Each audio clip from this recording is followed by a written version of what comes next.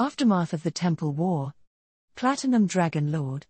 Walking along the rows of rapidly erected housing, I couldn't help but find myself a bit impressed by the efficiency of everything.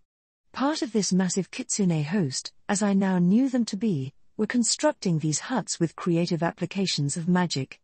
Another of the host were busy preparing food or tending to the wounded with the Fox Princess's worshippers. And finally, the last group of the host was busy organizing and laying out the bodies of the dead. The dead were being split into two groups. There was the pile for destruction, which consisted of all the summoned corpses and abominations of the liches. Regardless of how waterlogged the bodies might have been from the rain, the blue fire that the kitsune conjured was able to quickly incinerate the undead with little hindrance. At this point, as the rain had finally let up and the sky grew darker from the sun slowly setting behind the clouds, only a fourth of the undead corpses were remaining. I'd bet that these bodies would be gone by the next hour or so. Then there was the other group of bodies consisting of the living that had fought against the undead. Curiously enough, these bodies were treated with more care than one would expect for an operation this large, as the bodies were laid out neatly across the ground. If I had to suspect, it was so that their living comrades would be able to pay their respects or take the bodies home if desired. Yet, even with such an interesting distraction to watch, I was still waiting for the player goddess to arrive from whatever task she had rushed off in the storm for. I needed to speak with her after everything I had witnessed. I have seen and fought players for years, yet never have I seen a player produce the amount of mana I had seen earlier without one of the impossibly powerful relics that they brought with them known as world items. Continuing my stride through the rows of huts, I ignored the numerous looks that my remote armor received alongside the weapons which floated tightly together behind me so as to not accidentally hit anyone nearby. My gaze flitted over to the temple where worshippers constantly poured in and out. It caused a curiosity to grow within myself as I wondered if there might be more information to be acquired from within that might tell me more about the mysterious player. Might as well. Moving to the temple, I found myself unimpeded by anyone, kitsune guardians included. It was as I did so that I could feel the growing density of mana as I drew closer. It was really quite astounding, and it made me wonder exactly how this mana was being produced. Stepping inside, I gazed around the interior of the temple, studying the heavily decorated walls filled with carvings of foxes and numerous other patterns. At the rear of the temple was a large statue of a fox with 10 tails that gazed upon all those before it. Stained glass windows on the walls depicted the Fox Princess in her humanoid or fox form. In the center of the temple, where many followers were gathered around, was a pool filled with golden water which a woman, dressed similarly to the Fox Princess, was scooping a goblet into before giving to a worshipper to drink. Upon consumption, my senses felt the innate change in these people. As I could tell that almost all of them were mages, from the small sources of mana that I could feel within them, as soon as the golden water went down their throats, the density of the mana within their bodies greatly increased. It might not seem like much compared to powerful beings like myself, but among the average mages of this land, it was as if their mana pool doubled in size and strength. That was immensely alarming for a good number of reasons. Aside from how much stronger it made these worshippers in the span of seconds, there was no telling if that was the limit to the quick growth of power. This then led to another worrying thought: what might happen were other nations or entities to discover this method of rapid growth and acquire it? For just this territory alone, there was the Baharuth Empire that would likely rapidly hasten their goals to conquer all those around them. The Riastais, while lacking in power for their country's mages, would be able to close that gap to other countries in no time at all. And then, there was the slain theocracy. Already a concern due to how many descendants of players, better known as godkin, that they contained, besides the ones that they intentionally were breeding, would turn into an immediate threat. There was just no telling what may happen were a godkin to be exposed to this water. It may simply just increase their mana, or it could be the catalyst to return the strength that they had lost over multiple generations of player blood being diluted. All of this was from the chaos that just these three nations could enact, let alone all the others. If Decim Hogan were to learn of it, he might even be tempted from his slothful hedonism to actually act himself to acquire this water. As that possibility crossed my mind, I almost thought to immediately destroy this place and ensure that none would be able to utilize this water.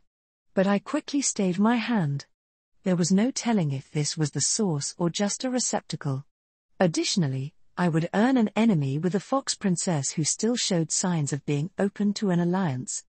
I needed to learn more before I did anything rash. Approaching one of these priestesses that appeared to be praying on her knees before the giant fox statue, I soon asked, "Excuse me for my interruption, priestess. Might I have a moment of your time?" The woman ended her prayer before standing from the floor and turning to me. "There is no need to apologize, armored warrior.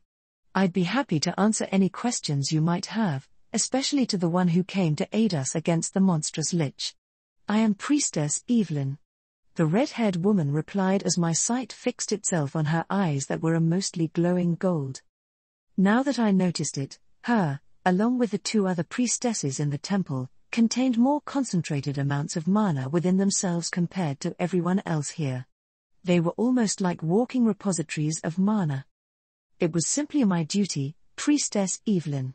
But I am most appreciative of you taking the time to hear my questions. For one, I've noticed the golden pool in the center of this temple that people seem to drink from. What is it, and where did it even come from?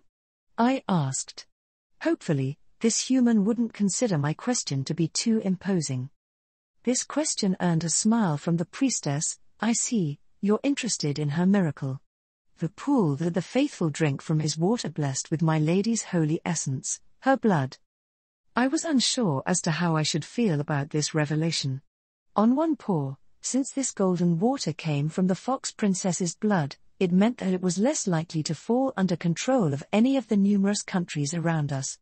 On the other paw, there came the problem that this player goddess was in control of it and could give this power to anyone she saw fit. And that was, gods and ancestors forbid, if she somehow didn't end up captured or enthralled by another, as unlikely as that was. There were many potential what-ifs that I was concerned by. The biggest of these was, what if the fox princess is actually controlling any who consumed this blood of hers in exchange for power?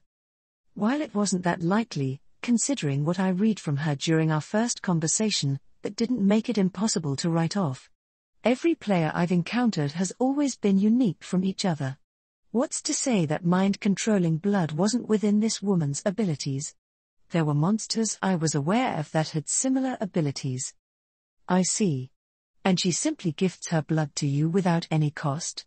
From what I've seen, it greatly increases one's mana. I replied. My lady does offer her gifts freely, for she cares about all and wishes to see us live up to our potential. Though, if one were to consider a cost to her gift, it would have to be her wish for all believers to help and aid others as much as we can. This earned a look of amusement in Priestess Evelyn's mostly golden eyes, but that is barely even a requirement, and if it was, would you truly call giving aid to those in need such a terrible price? That earned a short chuckle from me. No, not unless one took disdain to altruism. I replied. I'm glad to see how understanding you are of this. Giving her a nod, I said, I've lived a long life and have seen a great many things. One tends to be a bit more open to the customs of others. Though, I hope it's not rude of me to ask, but do you know when the Fox Princess is to return, as I have much that I must discuss with her? There is no need to apologize, armored warrior. We all witnessed you speak with the Fox Princess before she left. As for when she would return, us maidens sensed Our Lady's arrival to this temple short while ago. Since she has not yet chosen to reveal her presence, then it simply means that another matter has taken precedence at the moment. Is there some method to contact her and inform the Fox Princess of my arrival? I questioned. I can alert one of her servants along with sending a prayer to my lady, but it is her decision on when she reveals herself. She answered. It wasn't exactly the greatest answer, but it did have a chance of getting me somewhere. Nodding at her answer, I asked, would you be able to do so? I'll just wait here until then. Evelyn gave me a kind smile and nodded. It will be no bother to me. She then walked off to one of the kitsune and spoke while I walked around the temple, continuing to examine everything as, even if it didn't provide much insight into the Fox Princess, it interesting to see the art for what it was. Yet, that didn't mean I let my guard down in case my feelings were wrong and this woman was actually hostile. It was after some length of time that I noticed another's presence behind me, followed by her speaking. "Hello, Riku Agania. Sorry to keep you waiting." The fox princess apologized as I turned around to face her. Something I noticed about her, now that there was no longer fury in her eyes, was how weary she looked. Something happened between when I last saw her and now that had just worn her down. Just what could have done that to someone like her? "It is no problem. The wait gave me time to look at the temple," I replied. "And what are your opinions on it?" Some might assume that answering this question might be a test. But I could tell that she was just genuinely curious about my opinion. "Your temple is a unique design compared to others I have seen before. Very masterfully made," I answered. "You'll have to give appreciation to the servants of mine who made it, for I had no hand in its creation," she replied humbly. At the same time that she said this, I noticed how all of the worshippers in the temple had stopped what they were doing and now looked our way. More specifically, they looked at the one they considered their goddess with love and zealous adoration in their eyes. "Then, my compliments to your servants," I said with an honest tone. It's true that I have seen many different structures and items that had been made purely from magic. But that didn't mean that every mage who could perform such feats were also accomplished in creating such detailed designs in the things they conjured. This earned a smile on the fox princess's face, visible through her veil. "Trust me when I say that they are very appreciative of your compliments. Would you care to walk with me for a bit? There is something that needs to be taken care of which has been put off for far too long." "Where to?" I asked, gesturing her to lead me along. She started walking, the sounds of her boots clicking against the floor with each step as they echoed throughout the temple due to how quiet it was. I followed at her side as my footsteps quickly joined hers. Outside, there were many innocent lives that were taken in this battle which didn't deserve to die. "I plan to fix this," she replied, almost causing me to stumble for a moment. The number of people that died in this battle possibly numbered in the hundreds. While there were spells to resurrect the dead, they were typically per individual, with wider-ranged versions of these spells bringing back only small groupings at a time. There was also the cost of mana that was required to do so. Compared to necromancy, which simply animated a corpse with mana, resurrection needed to pull the soul of the deceased back to their body, requiring a larger amount of mana. But from what she has said before, she was a goddess of magic. It certainly was within the realm of possibility considering players. Many people have died today. What you plan to do would require a lot of time considering how small of an area most resurrection spells can affect. I replied as we went out of the doors together, receiving more looks of awe from those who noticed us. "Do you truly have so little faith in my abilities, Riku? I'm a little bit more than your average mage," the fox princess teased. I felt a smirk grow on my face at the cockiness. "But two can have it that way. I'm sorry to tell you, but I'm not one of your worshippers. But we both know that you're more than the average mage of this world," I retorted, getting a giggle from the woman. "You have to be correct about something at least once in your life," she countered. "So, is there anything that you'd like to ask me right now while we're still walking?" There were a few questions that I wasn't worried about the people around us overhearing. "You've changed since last I saw you. You had 9 tails and your hair was shorter. What happened?" I asked. Kitsune gain tails as they grow more powerful, with the highest amount normally being 9. Reaching a 10th tail can only be done by those of my mother's lineage. I'm currently the only one so far that has done so. But I guess one could say that any of my children also have the potential to do so now as well. So, it is as I suspected that the more tails a kitsune has, the stronger they are. When I attained my 10th tail, it created that pillar of mana that you no doubt saw. Afterwards, my body required time to recover from the process and adjust. As for my hair, the process I underwent had something occur that I'd rather not speak of, which has caused the length you see now to permanently be the shortest length I can cut it to," she replied with a slight look of annoyance. I'd assume that it's slightly inconvenient to adjust to. I mused. It is, but I'll learn to adapt. As consolation, at least 2 people whose opinions I care for like it. She added with a happy warmth in her tone. I see, I said back while wondering who these people might be. I had half a mind to investigate, and if necessary, determine if they were a weakness to be exploited against the Fox Princess. But for now, I'd hold myself back and learn what I could at the moment. So, Riku, one question going through my mind since I saw you here was what you originally planned to do when you saw the golden pillar I made? It would be best to be honest, namely because it didn't hurt for her to know my original intentions. I was going to take what I thought was a magical item and lock it away. That way, it would be out of the hands of any that planned to abuse it. Turns out, my assumption of it being a magic item was wrong. I replied. It really was. The Fox Princess teased back before we both finally arrived in front of the neatly laid out dead. At the same time that we arrived, followed by a large entourage of observers, a purple-furred kitsune with 5 tails ran up to us. Greetings, Your Highness. I'm happy to inform you that we collected all the bodies of the formerly living and set them out, as you requested. The kitsune reported with a bow of her head. Thank you, The player goddess replied and stepped forwards before holding her hand out. Before my eyes, I watched a massive spell array of white light come to life around the Fox Princess's feet before expanding 20 feet away from her. All those taken before your rightful time, I ask you to return to the land of the living. Upon saying these words, the spell's effect rippled out from the player goddess like a wave towards the bodies. I watched as mana sunk deep into their bodies, repairing all prior damages to the bodies as it did. Then, one after the other, the former corpses became living once more.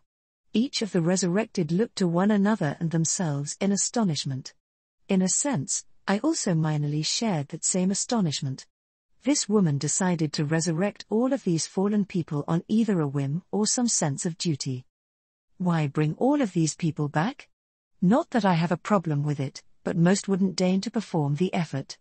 I questioned while watching those familiar with the newly resurrected run over to check on them.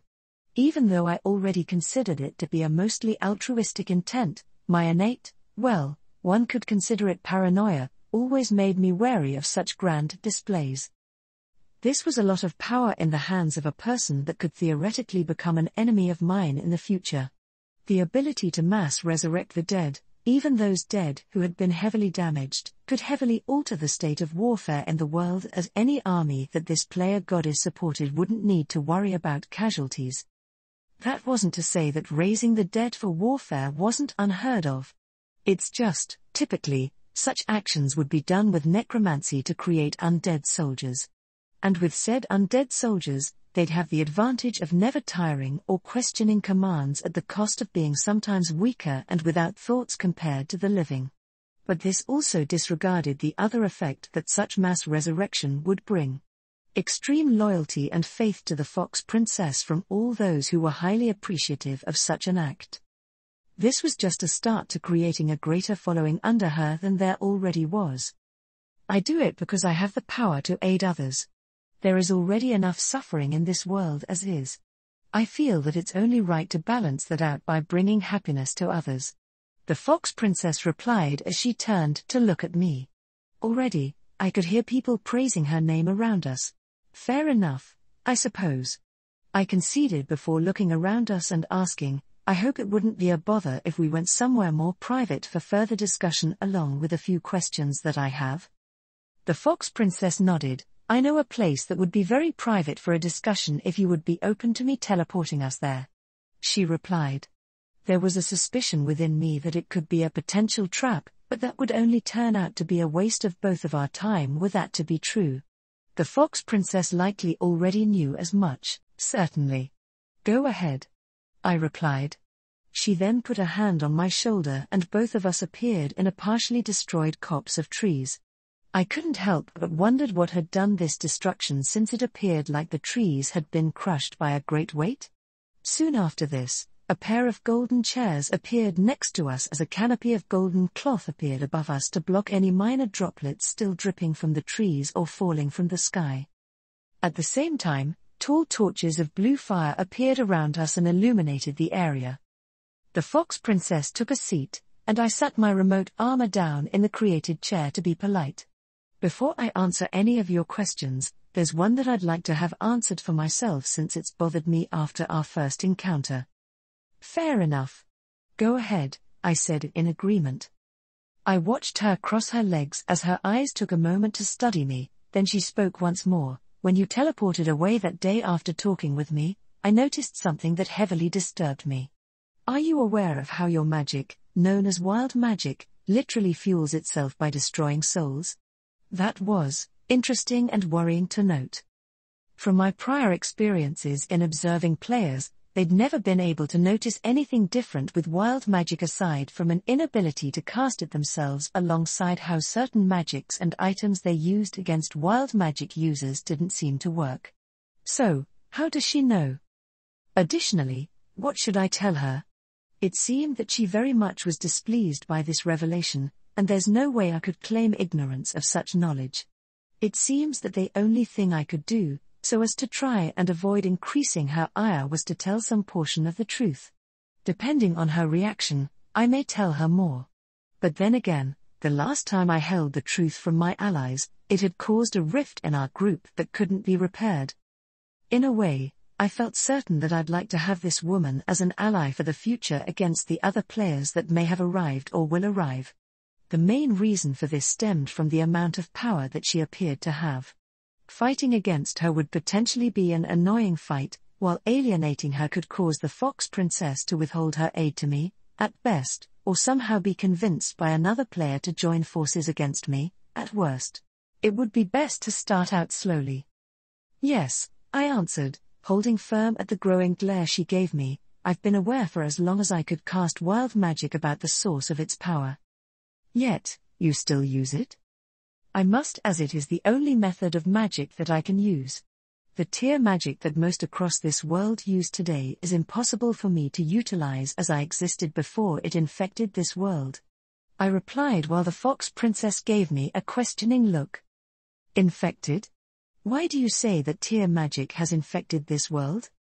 I was silent for a moment in thought as how to explain this to her, then I answered, because it has.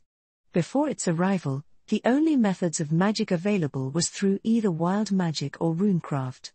After tier magic was brought here, it inherently changed and, in a sense, corrupted the very nature of this world. And why do you claim that it corrupted this world? By all accounts, the fact that there is a method of magic available to others that doesn't burn of the souls of the dead like tinder is something I'm appreciative of. If this is an infection, then I really see nothing wrong with it. There was a justifiable lack of sympathy from the woman, but it was also something that came from ignorance. Because of how little you know of the world before the introduction of tier magic, your ignorance of the corruption of this world's nature is understandable. Then tell me exactly how this corruption harms the world? If I am to tell you, then we'll need to go back centuries prior. I began, how much of this world's history are you aware of? I asked, choosing to start with somewhere simple.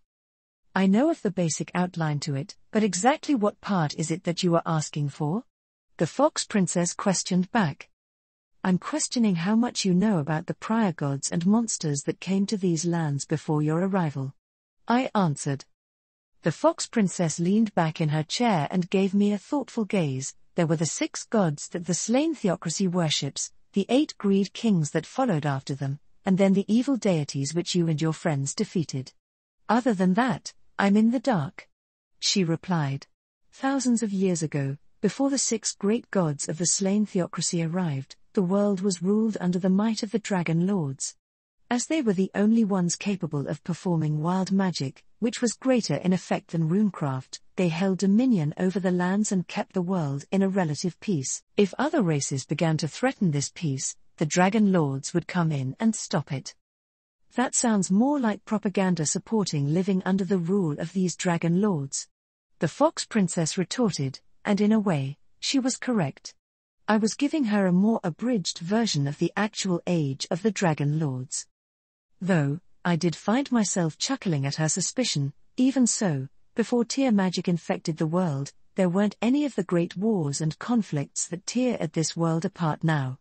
Once others were capable of casting magic that upended the peaceful status quo. I countered, before continuing, regardless, even with the immense strength of wild magic, there was also the innate downside to its usage. It does require souls in order to fuel itself, and the pool of souls that the Dragon Lords could draw from is finite. It wasn't noticed at first, but as time went on and more offspring were born to the Dragon Lords capable of using wild magic, they fell into the trap of complacency and growth. Like with food, there became too many mouths to feed, not enough food to go around. The Fox Princess summed up, earning a nod from me.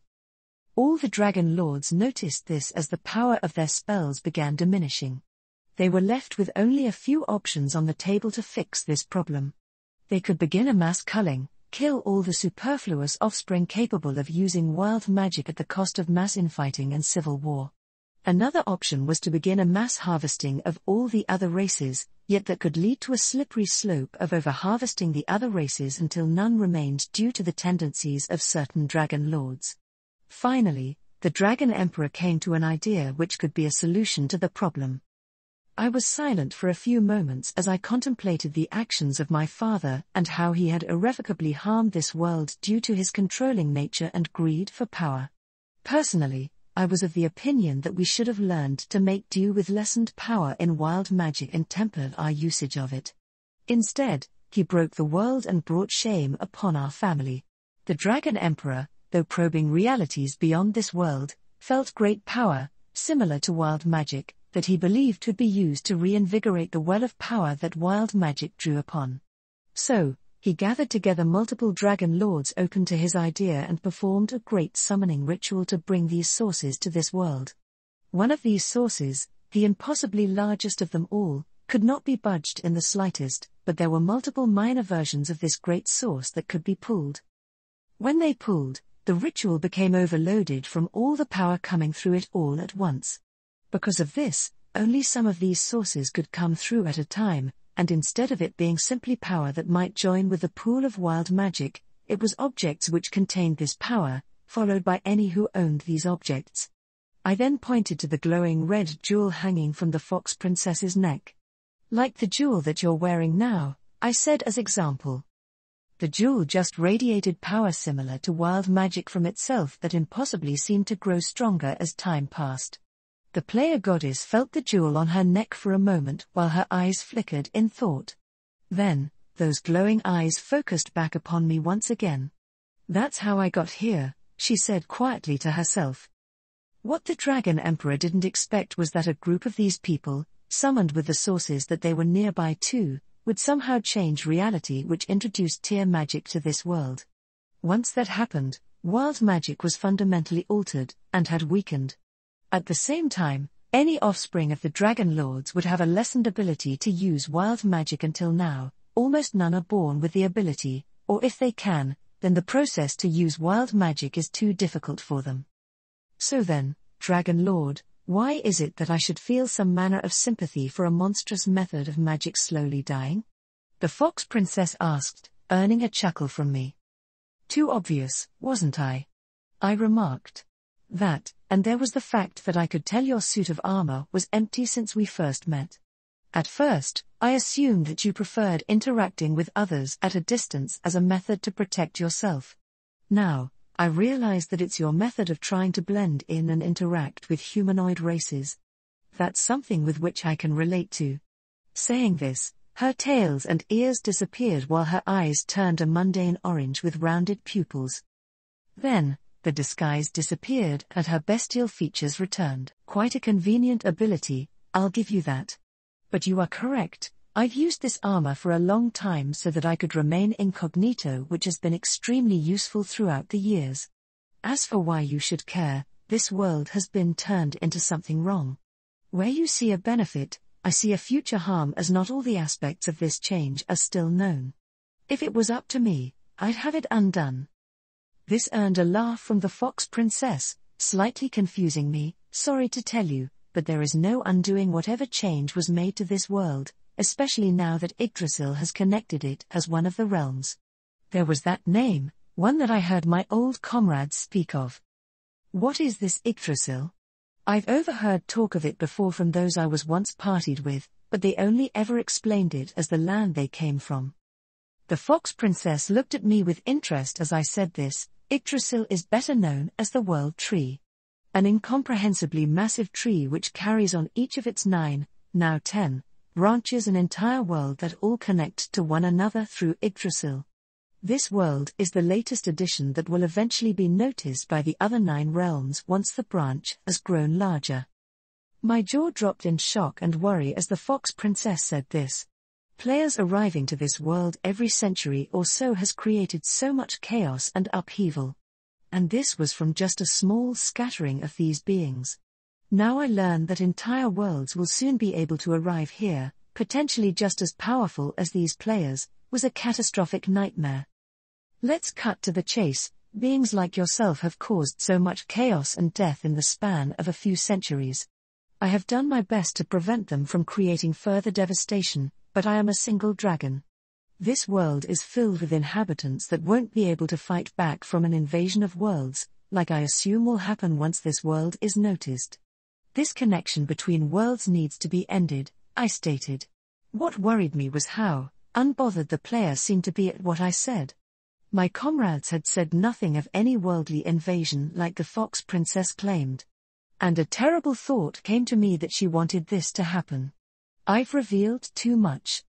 Before you start shitting a brick, let me explain that I'm well aware of this issue, and have already begun steps to prevent such an invasion from occurring. Since you've been so kind as to give me more insight into this world than I've ever had before, I'll return that kindness with some of mine by telling you a little about the other 9 realms. As she said this, I slightly calmed myself so that I could hear what she said.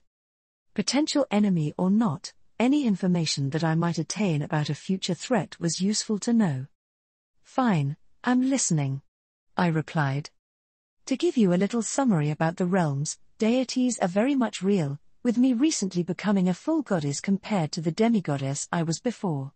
This realm here, while the inhabitants give worship to their deities, none of them actually exist and they instead just give worship to a massive pool of power that lacks any claimants.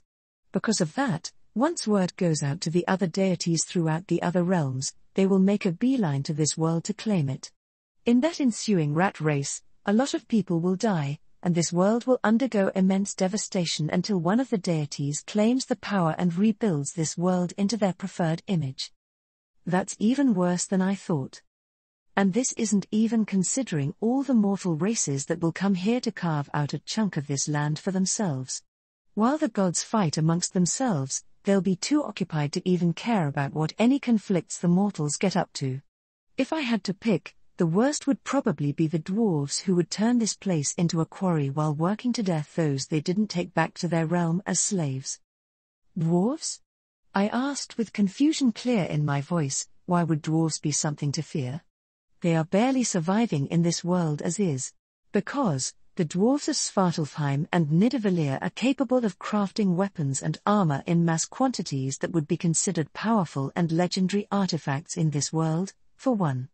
Another reason is because their weakest are going to be stronger than the strongest of this kingdom. And that's just the dwarves.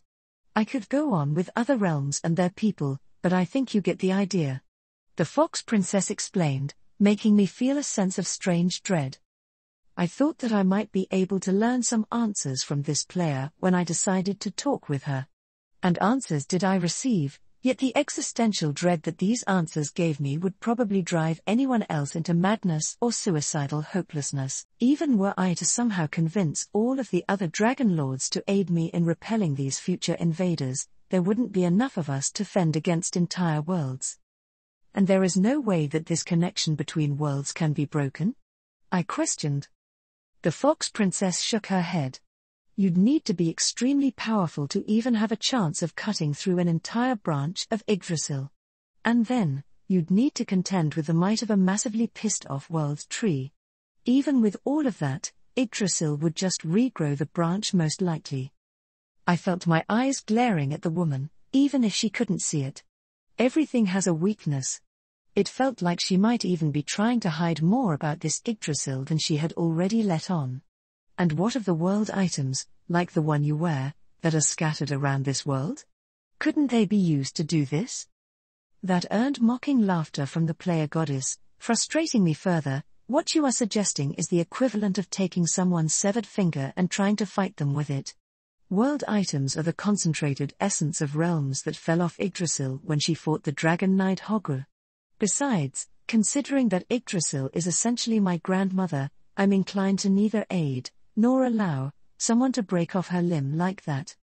Hearing the Fox Princess prove my inference correct on how she wanted this to happen was disheartening. It made me consider what I might need to do against her, potentially right now. Then how do you possibly plan to try and prevent an invasion? How much time does my world even have left? I asked while subtly spreading my weapons out from me in preparation for attack. Our world. What? It's our world because I consider this to be my home just as much as you. It's been more than a month since I came here, but I like living on this imperfect world.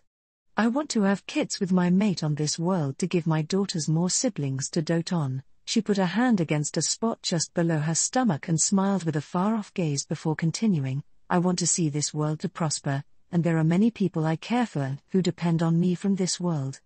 The Fox Princess said passionately, which paused all thoughts I had of attacking her. If this is the case, and you truly see this as your home as well, then tell me how you plan to protect it? I demanded to hear from her. Oddly, she then gave me a large smile, one that wasn't made to mock me or was filled with malice. It seemed to exude a maternal warmth. I'm going to become this world's goddess and become owner to its unclaimed accumulated power of worship. Once I do that, I can keep the deities of the other 9 realms out of this one, while also protecting this realm from the mortal invaders.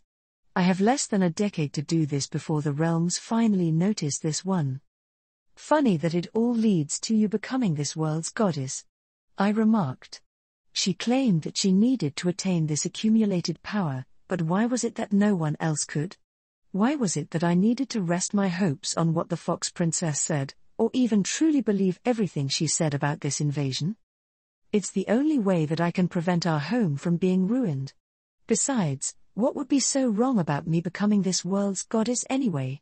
I love the people of this world and want to keep them safe, happy, and prosperous. The Fox Princess stated with conviction. I looked away from her for a moment and thought about it. True, she said that she wished to aid the people of this world, but what could be the future cost to this aid were it to be allowed? 6 of the ones known as players came to this world over 6 centuries ago and allowed a religion to form around themselves. Now, the slain theocracy, while understandably xenophobic from the continual invasions of demi-humans, still uses their gospel as justification for the killing and enslavement of non-humans. What would be different from what they did in comparison to yourself?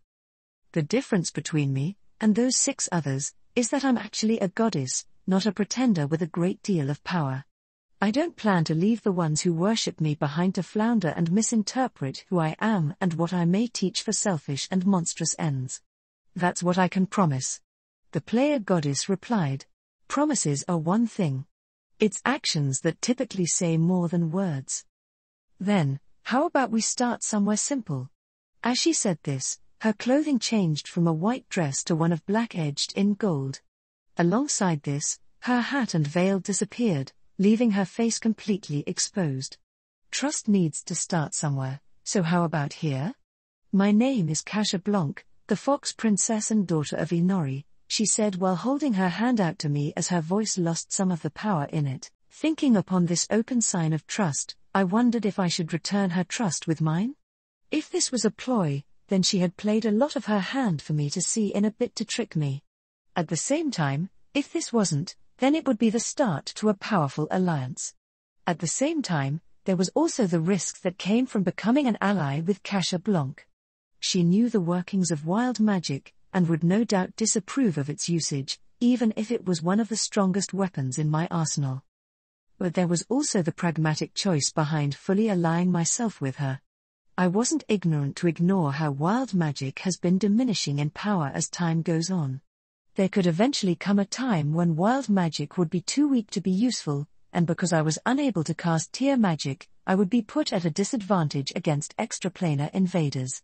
Even with the growing arsenal I've collected over the years, none of it truly compared to the wild magic I had now. I needed an edge against any other hostile players here along with any future invaders. Regardless on whether she was telling the truth, it would be best to fall back on my typical habit that has served me over the many centuries of living I've experienced. Buy time for myself and the world and prepare for the oncoming storm. I took her offered hand with that of my armors. I'm Saint Dorcas Vasion, the Platinum Dragon Lord and son of the former Dragon Emperor. Lucrute. After everything that had happened today, I enjoyed the peaceful moment I had to just sit alone on a chair in this bedroom and just relax. I absent-mindedly twirled a root dagger in my right hand and thought of how hectic everything had been. We fought a group of liches and their undead minions, had to team up with prior undead to fight a new lich and his horde. Nina was taken, Kasha woke up and killed the liches, fought some demon, and saved Nina who had turned into a kitsune. Flipping the root dagger, I reabsorbed it before recalling another event about today. We met another god. Too bad he was a perverted little bastard who gave me murderous urges beyond just wanting to strangle him. For some reason, my right arm ended up spasming and it felt like my muscles were just twisted. I gripped my arm with my left hand to hold it steady while wondering what that was all about. Perhaps it was from the number of times I summoned roots from it along with fighting without break. When the spasming ended, I let go of my arm and clenched my fist a few times before I noticed something off. Well, not exactly off in a bad way since my arm actually felt stronger, a lot stronger. Then, a strange idea came to mind. Pulling out a spare hunting dagger from my nearby pack, I unsheathed the blade and gazed at the quality steel for a moment. Then, I put my thumb to the flat of the blade and pressed it forwards. Much to my utter shock and amazement, the blade began bending until I stopped putting force on it when I thought it might snap. Holy shit, I whispered to myself before setting the knife down onto the table next to me. That was very different. It was actually pretty good, all things considered. Before I had much longer to think on this weird change, the door to the room opened up and I saw Kasha enter the room while taking off her conical hat and veil before stuffing them into a black portal. Then, she closed the door behind her. When she looked at me, I noticed how tired she just looked compared to the strong front she had put up. I was already up and out of my chair walking over to her at this point as she met me in the middle. Then we embraced as her tails enveloped me and she rested her head on my shoulder. "Are you all right, my beautiful fox?" I asked softly into her ear. Kasha was quiet for a few moments before she eventually answered, "It's been a really long day." Pulling her head away from my shoulder, she then kissed me and we stayed that way for a wonderful amount of time before separating with my brown eyes meeting her beautiful gold. "Could you make me feel good right now?" I could see in her gaze that she was desperate for something to take her mind off of the day. "Of course I will. And I'll always try to make you happy as well," I answered back before kissing her deeply as our legs began moving us to the bed. We remained in our warm embrace with one another on the bed as we caught our breaths. Our gazes met and I gave Kasha a smile as I brushed some of her golden hair out of her face. "How are you feeling now?" I asked my beautiful fox. "Better than I was before. Thanks, Lucrute," Kasha replied as she snuggled closer into my chest. "I'm happy to hear that. Did you want to talk about it?" I questioned while gently caressing her cheek, an action that she leaned into. Then, Kasha leaned up and kissed me before pulling away. "Maybe later. I'd like to just rest for now," she answered. I gave her an understanding nod and kissed her forehead. "As you wish, my beautiful fox," I replied and watched as she rested her head onto my chest and closed her eyes with a satisfied hum. I remained awake for a while longer, greedily taking in her resting appearance. Then, I finally closed my eyes and joined her in sleep. My eyes opened and I found myself standing in the middle of a dark forest. The trees surrounding me seemed dead, barren of all leaves from their branches. The trees themselves were quite odd as they seemed to sway in a non-existent wind. Unlike normal trees, each of these trees was strangely colored. Most were a stark white, but some were beginning to turn a blood red while some of these trees were fully blood red. And then there was a single tree that was pitch black, leaking a dark sap from openings across its bark onto the ground below. The earth around this leaking sap appeared to become a dark ooze from which black roots, the same color as the tree, spread out from the ground towards the others. "Hello?" I called out as I wondered where I even was. Last I knew, I had been in bed with Kasha, and I definitely hadn't been wearing clothes since my adventuring gear garbed my body. Is anyone there? I looked around this dead forest, yet I could find no one in sight. "Kasha?" I called out, wondering if she had somehow ended up in this strange place that I had. That was when I began walking in any direction except towards that ominous dark tree. At least, I was until I heard a familiar voice behind me. Running away again, Lucrute. My voice. Snapping around, I found myself staring at a being with my face. Yet, in comparison to me, this copy looked wrong. He looked pale, with dark veins under the skin of his face that twisted and writhed. His clothes looked dirty and ragged while black roots rippled across his chest. The copy's entire right arm was a flawed reproduction of a human arm, with black roots twisted into an arm that ended with inhuman claws. But even with how horrid this copy of my form was, what truly terrified me was this fake's eyes. Glowing crimson eyes with slitted pupils that seemed to constantly shift and move. I could feel a dark intent in those eyes as they bore into me, as if looking at my soul. "What are you?" I demanded. The creature grinned at me with a mocking amusement. "Don't you know? I'm you." I glared at the creature as he said this. "Piss off. You're not me. You're barely even a decent copy of me," I spat back. "Now, start answering questions on who the hell you are and where the hell I am." I received mocking laughter in return, but I am you. The better version of you. I'm not Lucrute the coward, Lucrute the weak, or Lucrute the useless unlike you. I snarled in anger at the fake. "Shut the fuck up," I shouted back, earning more of that infuriating laughter with my own voice. Doesn't the truth hurt? Does it not just burn you to know how useless you really are? I am not useless. I screamed in rage before the copy disappeared from my sight. I looked around for wherever it had gone to, but I could find nothing. Then, something pushed me from behind, causing me to stumble forwards, then prove it and save them. The fake said as I looked over my shoulder to see him give me a mocking smile. What the hell? I stopped when I heard a pair of screams ahead of me. Looking forwards, I saw Kasha and Nina wrapped up in black roots, with some piercing through non-vital areas of their bodies, that were quickly being dragged towards different pools of dark ooze. Kasha looked so weak as she struggled to free one of her hands from the roots. When she finally did, she slammed her hand into the ground with her claws digging furrows into the ground as she was slowly dragged towards one of the pools. In comparison, Nina didn't have the physical strength to even attempt that and was swiftly being dragged to the other pool while screaming. "Oh, gods, no." I ran towards them before the copy called out behind me, "Time's ticking, Lucrute. You're probably only going to have enough time to save one of them. Hope you make a good choice. Shut up. Just shut the fuck up."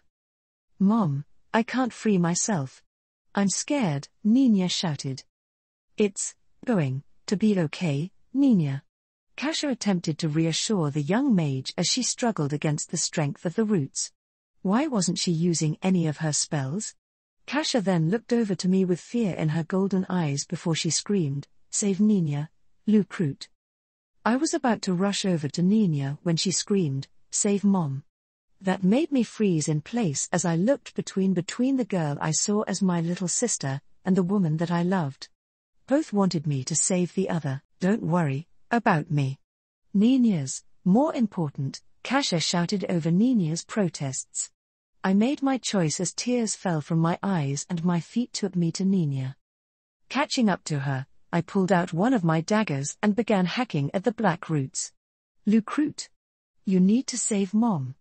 I'm not worth the effort," Nina shouted at me as I continued to try cutting the roots that dragged her. They were so tough, and any progress I made was hard-fought.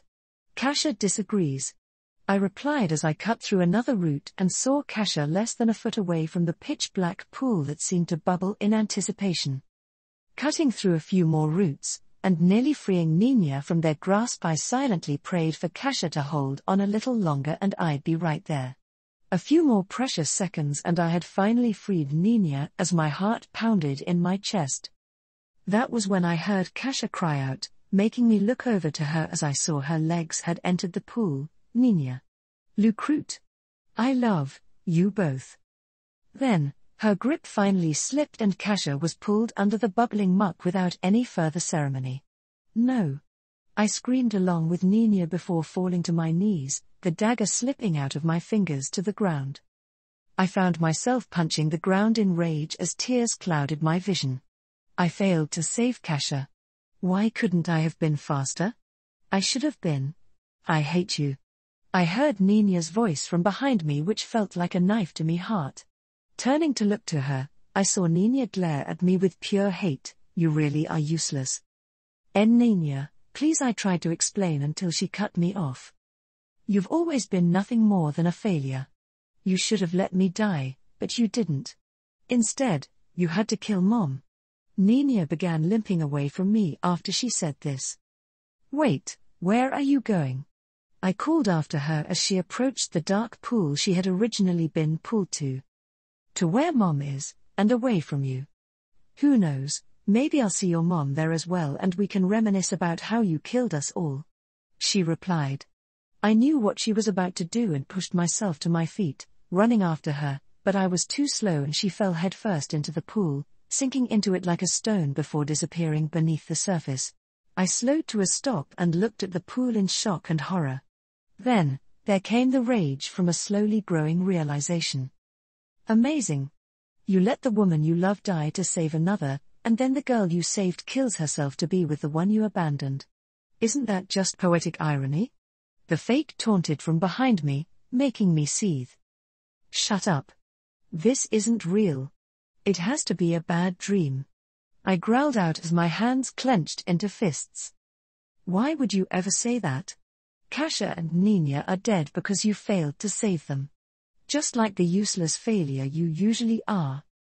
"Because I've never told anyone about my mother," I spat back, making the fake pause in thought before grinning. "Seems that you're correct, Lucrute the useless. You just had to ruin the fun," the fake replied before disappearing. Just as I was about to turn around to see if he had appeared behind me, I felt an immense pain in my chest and looked down to see a clawed hand of black roots piercing out from where my heart would be. "Now, why would you have to go and do that?" the fake whispered in my ear before ripping his hand out.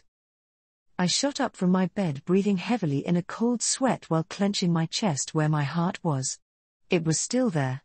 Looking around to regain my bearings, I realized that I was still in mine and Kasha's room. The only thing providing any light in the room was a lantern of blue flame against the wall.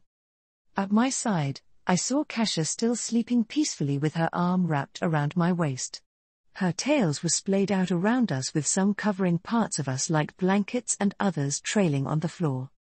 Though, her tails weren't the only things hanging off the bed, as part of her golden hair cascaded from the side of the bed and down to the floor. Kasha looked wildly beautiful at that moment, and I was happy to note the smile on her face from whatever good dream she might be having. She was safe. It was all just a bad nightmare. With everything as it should be, I ended up laying back down on the bed before gently pulling her a little closer to me. This action was unconsciously aided by Kasha wriggling on my body until she was in a comfortable position. Then, I slowly let myself drift back to sleep. Nina. Day 37. Walking down the road to Rantel, I found it to be a very different experience compared to when I was human. One example of such was how my sense of balance has been slightly off since I still wasn't fully used to having a tail just yet. Mom said that I'd get used to it, but that felt a way off. In addition to this, The road seemed so much more animated compared to my human senses. For instance, I could hear the movement of hares that were trying to avoid our group by hiding in the grass. A bit further away, a grouping of field mice were chewing on flower seeds, their teeth cracking into each seed with a constant gnawing sound. And those were just a few examples. There were the smells from the road itself of many different people that had passed by it recently, likely in the past 5 hours. Combine that with the animals that had also done so, and the road seemed so much more active than whatever footprints I might have seen before. It was honestly pretty amazing. I only wish that they could completely make up for some of the trade-offs. For instance, I could just smell when Mom and Lucrute were making up for lost time, regardless of any silencing spells they used. Another downside was the stench that could come from things like droppings. Then there were the startling sounds that could hurt my ears at times. I got to experience that pleasure when a raven or a crow let out a caw near us this morning. It was when we passed by a sign that informed us of Rantle being less than 7 miles from us that I worried how I might react to the sounds and smells of the city, just like Mom had earlier. Thankfully, like Mom had promised, I didn't need to worry about my appearance since she had cast an illusion over me to hide the bestial traits of my ears, eyes, and tail. I did have to ensure that my tail avoided hitting anyone since the illusion wasn't like Kitsune illusion, which, as Mom put it, essentially phased the tails and ears out of reality and replaced them with human features. Aside from hitting anyone with my tail, I also had to minimize any movement it might cause with my cloak. My cloak was one of the things that I had kept of my original clothes alongside my belt, pouches, weapons, and staff. I had been very thankful that one of the Kitsune had been kind enough to find it on the battlefield before a group of adventurers claimed it. As for the rest of my original clothing, it had been soaked and ruined after being acquired from the men who had taken them. Not that I expected much to survive regardless. The spider women had been rough when they stripped me before wrapping me up. I haven't told Mom or the others, but I've had nightmares for the past 2 nights because of it. I'd be brought back to the moment where I was unable to move or do anything as the monsters laughed. Then, they'd either open their split jaws and start biting chunks out of my flesh or wrap me in webbing so tightly that I began suffocating. Soon after, I'd wake up breathing heavily while drenched in sweat. They were all dead, I was a full witness to it, yet, for some reason, I just couldn't let it go. Hopefully, these nightmares would eventually fade away. But even if the clothes hadn't been turned to rags, they needed some slight adjustments involving a hole in the skirt for my tail to fit through at the back. I guess I could partially understand why Mom favored her dresses to be cut high up on her hips. It more easily allowed her tail's freedom of movement without needing to put a hole in the back of her clothes to fit her tails through. Then, there was also the annoyance of fitting just my single tail through the tailored hole. By the gods, with 10 tails, Mom must have considered the hassle too annoying to deal with. I could only just imagine what it might be like when I grew another tail in the future. I only hoped that I'd be able to adjust to the change quickly enough. Growing closer to the stench of the city made my nose scrunch up in disgust. This was what Mom had to deal with every day in Rantle? How did she ever manage it? Kiddo, breathe through your mouth instead of your nose. Mom told me. I attempted to follow her advice, but the stench seemed like it was barely being held at bay. There was this instinctual urge I had to just sniff the air, which I was doing my damnedest to ignore. And that also didn't compare to the growing cacophony of sounds in my ears. It's a little difficult, I admitted. The noise doesn't help either. Mom wrapped an arm around me and gave my shoulder a reassuring squeeze. It seemed that the others noticed my discomfort as well. You doing all right there, Nina? It looks like something is bothering you. Lucrute asked in concern. I shook my head in disagreement. Unfortunately, not really. Unless you can somehow make an entire city not stink or be loud. I joked back with a smirk, earning a few chuckles from the others. Don't know about Kasha, Peter began, which caused an amused look to appear on Mom's face, but I'm sorry to say that your request might be outside our capabilities. Anything you might be able to recommend to help out Nina, Kasha? You are the one with experience in this area. Dine asked. Mom considered for a moment before looking down to me and saying, a trick I figured out is to just focus on one thing. It could be a specific smell from any of us, the noise of only our voices or footsteps, just something narrow enough that will allow you to ignore everything else because you're only focused on the one thing. Easier said than done. I replied while attempting what was recommended.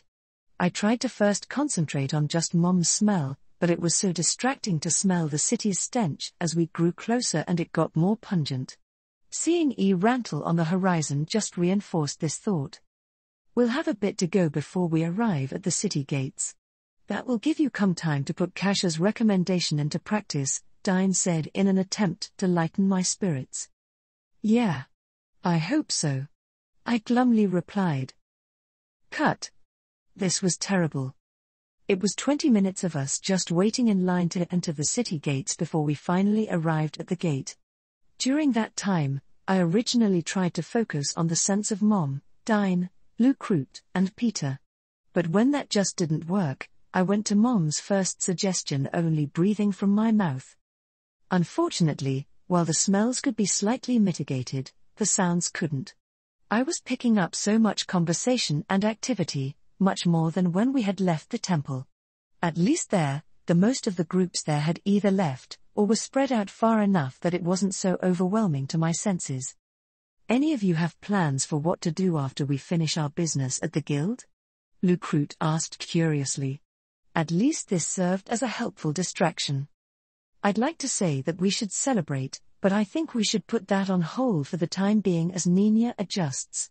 Peter replied before adding with a slightly fearful tone, besides, I think Helena might have a bit of an earful for me since the news of us fighting in a massive battle has probably reached her ears at this point.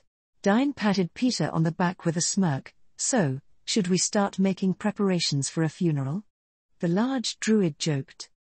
Peter gave Dine a wry grin and replied, maybe? Well, while our whipped leader gets murdered, what about you, Dine? Lucrute carried on with a grin etched on his face. Probably rest for a while in my own bed. Those last few days were certainly something. Dine answered. What about you, Lucrute? Our archer put a hand to his chin in thought before he replied, that's tricky now. He then looked over to Mom. Kasha, what are your future plans?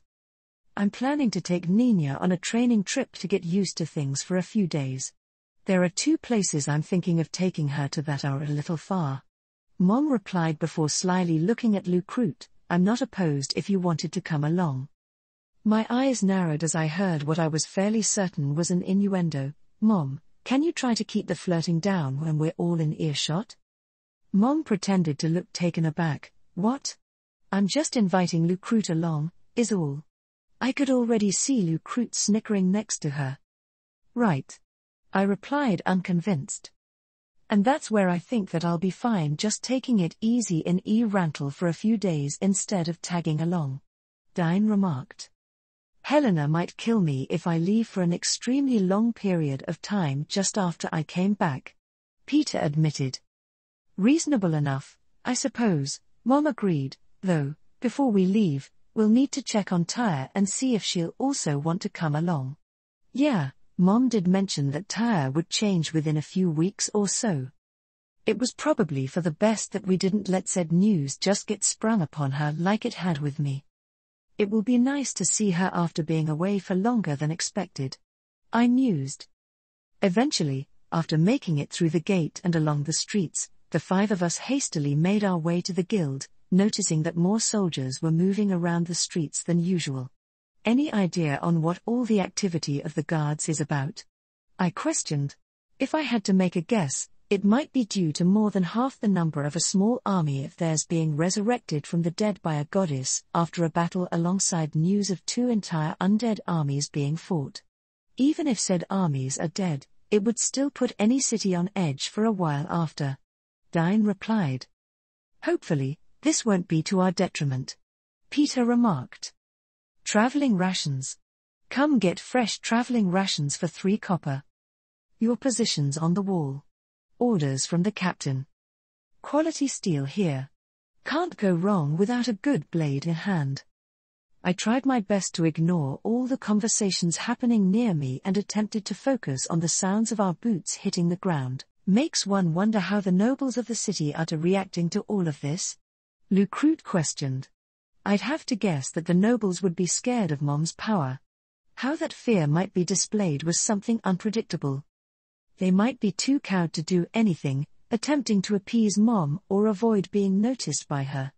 Then, there was the other type, the ones that would lash out against anything that scared them and try to destroy it. If it's anything like I'd typically expect from them, probably diplomatic at best, extreme at worst. Dine replied. Pray for diplomacy, I guess, Mom said, earning a snort from me before my eyes watered from accidentally smelling the air. With a bit more haste, we finally arrived at the Adventurers Guild and went inside. Thankfully, there were not as many people here today as expected. I could only hazard a guess that it was because a good number of adventurers were on the road to Rantle like we had been. I was appreciative that the musk of the Adventurers Guild helped to cover up that of the stench of the city. While there was the stench of sweaty adventurers or those who seemed to abhor bathing, that was mixed in the sense of dirt, grass, and forest that had been tracked in. Upon arriving to the familiar sight of the red-haired guild secretary, Helena, said woman responded to seeing Peter with a massive smile, Peter. Then, to our amazement, she actually climbed over the counter and tackled Peter into a hug before kissing him. When they finally broke apart, Peter grinned to the redhead. That's certainly a new way of greeting me, Helena. Not that I'm at all opposed to it. The blonde swordsman said with a chuckle as Helena lightly punched him in the arm.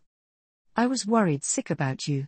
There was that pillar of light we all saw which seemed close to the area that you and your team were performing a mission. Then, after a bunch of adventuring teams went there, the first few teams that came back with the soldiers said that there was some battle with an undead army before a goddess got involved, Helena said in chastisement. Peter wrapped his arms around Helena and pulled her close. I'm sorry about making you worry. I'll try to avoid that in the future. Then, he gave the, now flustered, red-haired secretary a kiss and grinned, but the good news is that we accomplished our job, and I'm not going anywhere for a while. Helena then gave Peter a grin, then I've got a few ideas on how to spend that time. That was when Lucrute coughed into his hand, grabbing the attention of the two while making them blush as they soon noticed the attention of everyone else in the area was now fixed on them. Yes. The pair separated and Helena smoothed out her uniform. Guildmaster Einsack should be in his office when you're ready to see him, Helena said and gave Peter a kiss on the cheek. Good luck. Peter rejoined us, and Lucrute gave him a playful elbow in the side. Looks like my prediction was accurate. That earned a roll of Peter's eyes. Hey, Kasha, Peter asked, mind putting Lucrute in his place for a bit? He seems a bit too cocky at the moment. Mom didn't even say a word as she gave Lucrute a look. The blonde archer tried to look away from Mom in response and avoid her gaze. It lasted less than 10 seconds as he glanced over to Mom once again. Come on, Kasha. Mom's lips quirked up into an amused smile. That's not going to work. A few more seconds passed as Lucrute's expression changed from cocky to a stone-faced look, and then it became unconfident. A few more seconds and Lucrute finally broke. What would you like me to do? Nothing. I was just checking. Mom replied, making us all laugh as we reached Pluton's office and knocked on the door. Come in. Pluton called out from inside. We then entered to see the guildmaster sitting at his desk looking at a few papers before he finally set them down and looked up to us with a smile. The Swords of Darkness. I'm pleased to see that all of you are doing well after everything I heard that happened nearby where the 5 of you went. Yeah, that battle was pretty hectic. Peter replied. The undead were unlike anything that we'd ever seen before.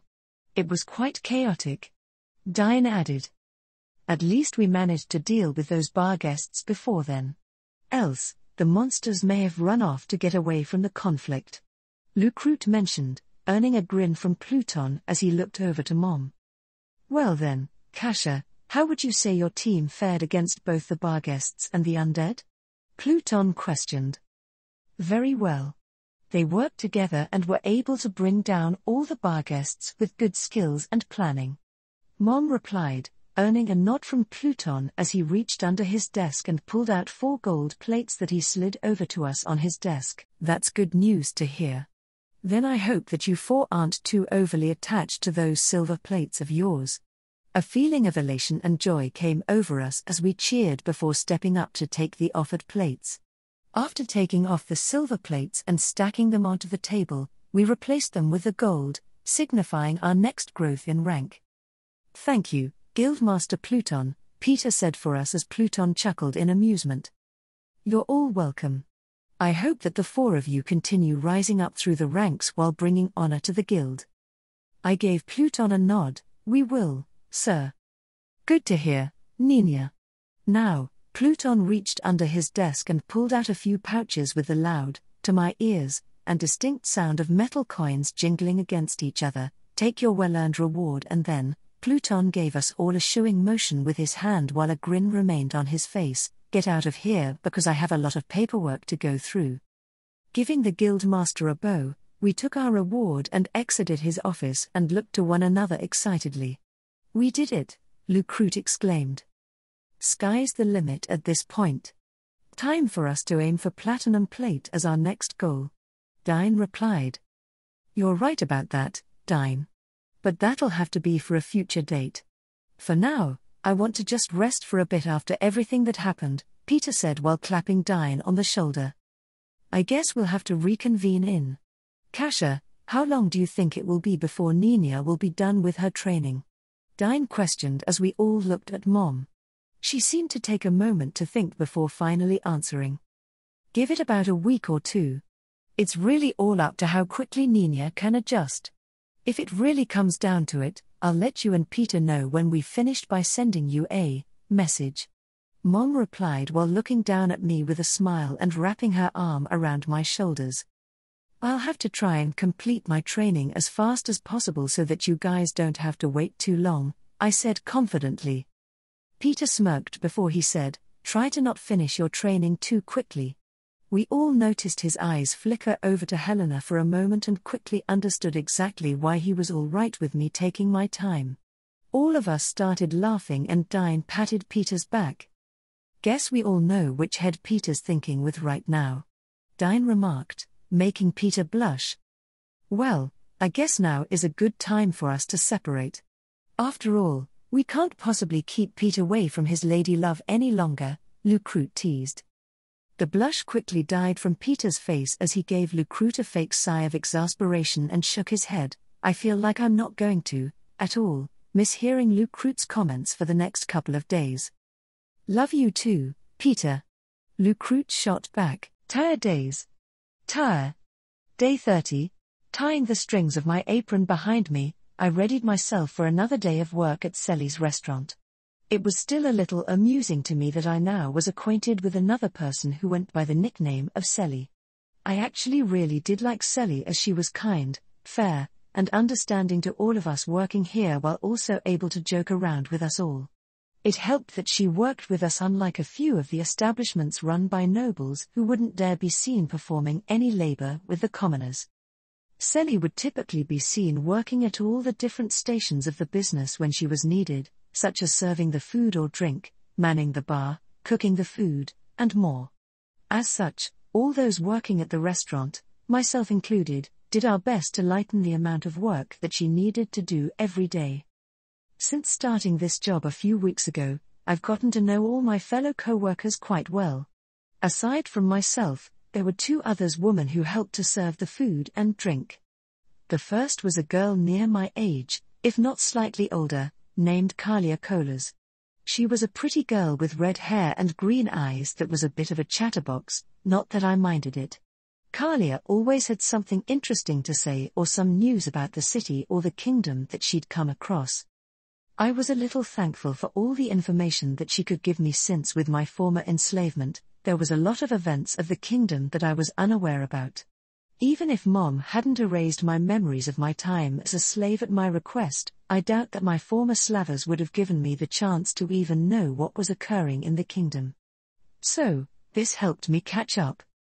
With how much of a gregarious and bubbly personality Kalia had, it was no wonder that she had become one of my 2 close friends I made while working here. The other person I saw as a close friend was a woman named Gabrielle Tanner. She was a beautiful woman with tan skin, green eyes, and platinum blonde hair held in a bun. She was also a rarely seen half-elf, denoted by her long and pointed ears. Those, she tended to hide in her hair. While she had a bit of a mysterious history, she was also immensely kind and had been acting as a mentor for me since I first arrived. Gabrielle was very wise, which came in the form of the multiple tricks she used to earn tips from the patrons. She had been trying to coax me into doing these tricks, but I was still extremely shy and nervous about attempting them. The 2 other members of the staff were our cooks, who also doubled as protection for the restaurant due to being a former soldier and a former adventurer. The ex-soldier was named Don, and he was Selly's husband. Selly and Don's marriage was slightly odd due to Don having taken Selly's family name due to not having one himself. He was a large and well-muscled man that not even his slightly large stomach could hide. He was bald, with numerous scars across the top of his head alongside a braided blonde beard. As for his eyes, they almost seemed a blood red. His face gave him quite a thuggish appearance.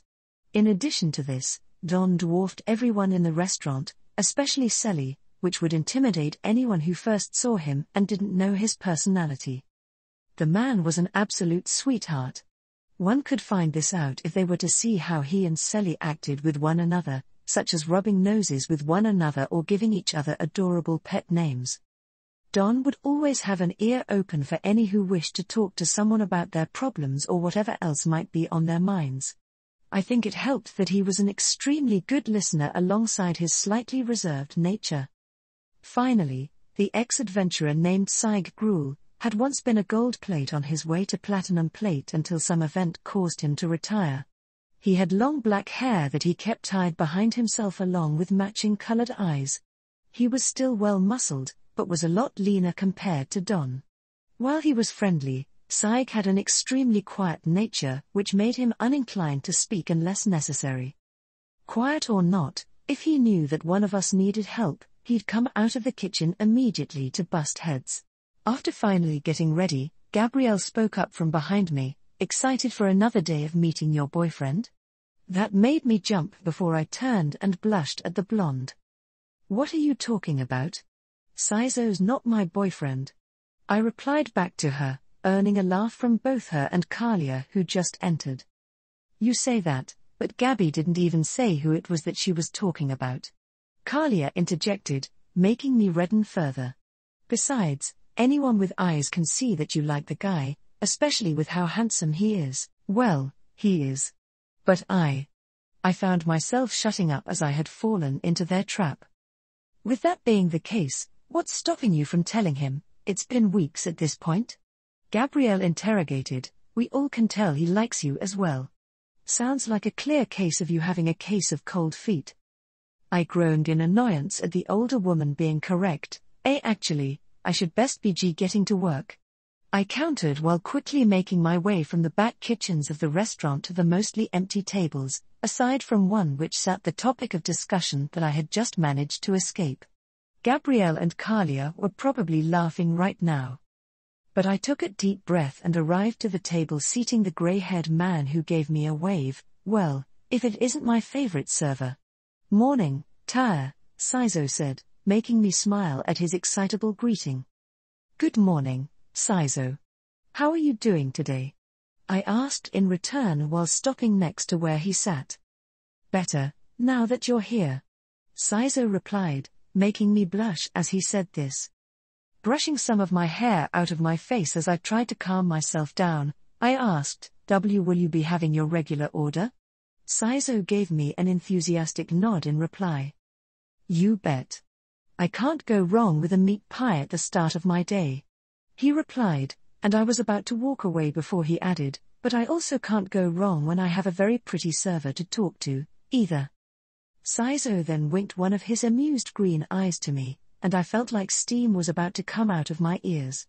"I'll go grab your food for you. I'll be right back." Saying this, I swiftly rushed past the tables and through the doors leading to the kitchens. There, I was greeted to Gabrielle and Kalia looking at me with a set of matching smirks. Additionally, Gabrielle was already holding out a plate with a meat pie on it that was steaming from just being taken out of the kitchen. Looks to me that Sizo is growing bolder, and that you seem to be liking it. The half-elf teased to me. Yes.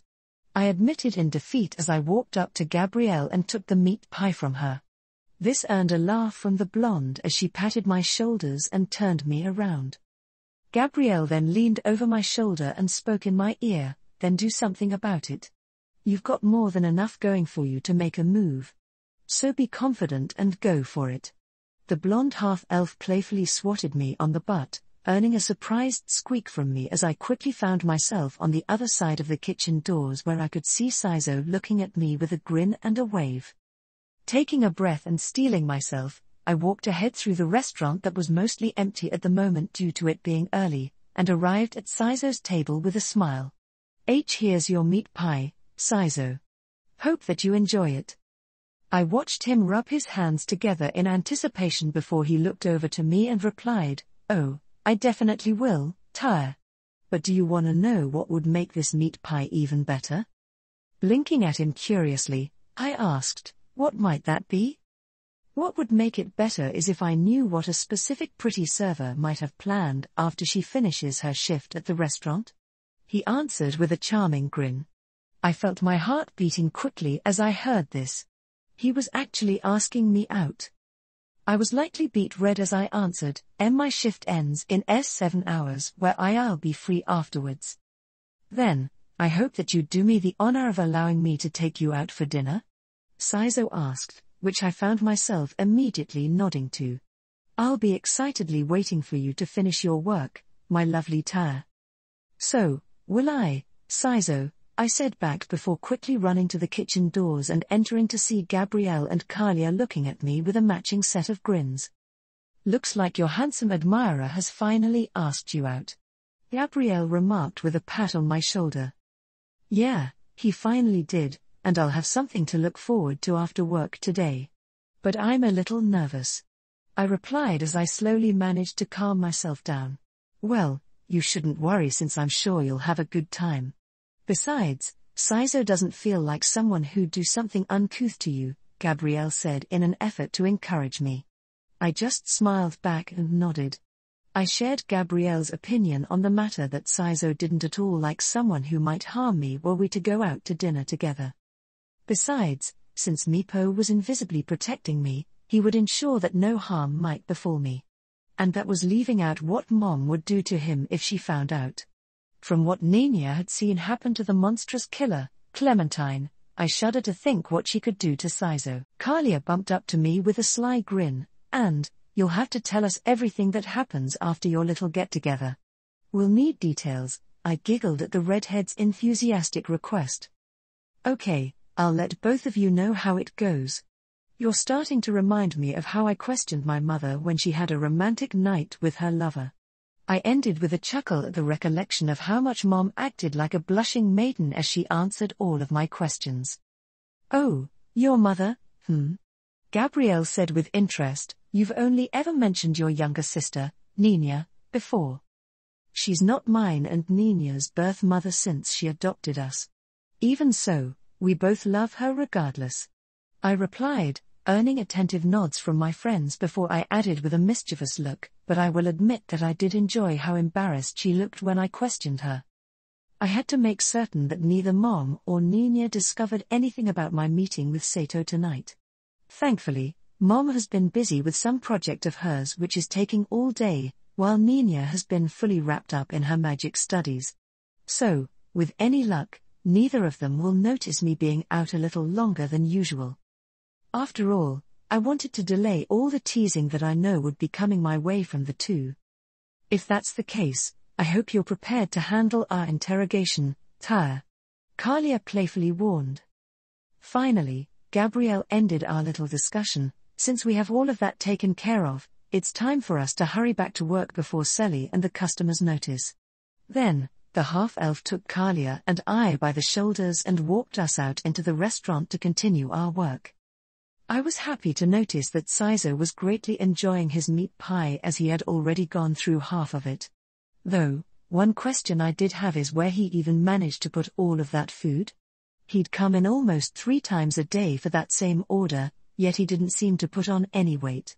I wonder what his secret was.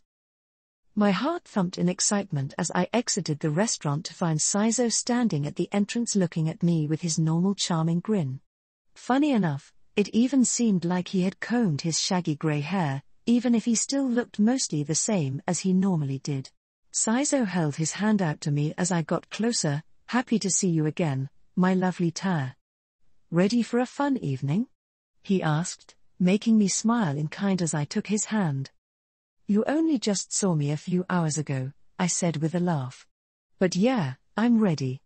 Saizo then began walking, with me following at his side as I was curious about where he might be leading us. That may be true, but one tends to quickly miss the presence of others whose company they enjoy. As he said this, Saizo flashed me another smile that I matched. Oh, you missed me that much? I didn't know how great of an effect I had on you. I replied back in a teasing tone. Obviously, you underestimate this great power that you have over me. But I'm certain that this is now alleviated with your welcome company. Saizo retorted, earning another laugh from me.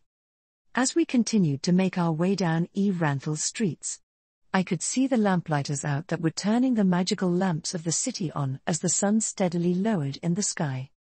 Hey, Saizo, since you obviously know a lot about where I work and what I do, mind telling me a bit about yourself and what you happen to do for work?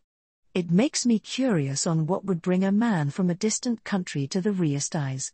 I pondered as, while he had asked a lot about me during our conversations over the days he's been here, the grey-haired man still seemed so mysterious. Is that all, huh? Well, I came to the Riestais both because I like to travel and for a job that was being given. I'm not the only one though, since my brother also came as well. Saizo replied, making me interested. You have a brother? Yeah, though he might find annoyance with it. I mean, even though we look similar, our personalities are the complete opposites. Yamato has a major stick up his butt and is always all work and no play. Saizo answered. And is Yamato also working in the city as well? I questioned. Nah, he got a job up by the forest for something or another. He'd probably be whining and complaining at me if he were here. I'm just happy he's out of my hair, Saizo said with relief, even if it did sound like he was about to say something different at the end there. That made me smile as I thought aloud, at least Nina and I aren't like that with one another. We've always been very close with one another, so it's a little strange to hear siblings being so at odds with one another. Saizo gave me a shrug. Personality-wise, we're like trying to mix oil and water. But that doesn't mean that I wouldn't bust some heads with the overly stoic prick to need some help. He'd do the same for me, so that's at least got to count for something. That's good to hear, I replied. At the same time, I felt a slight tap against my right calf.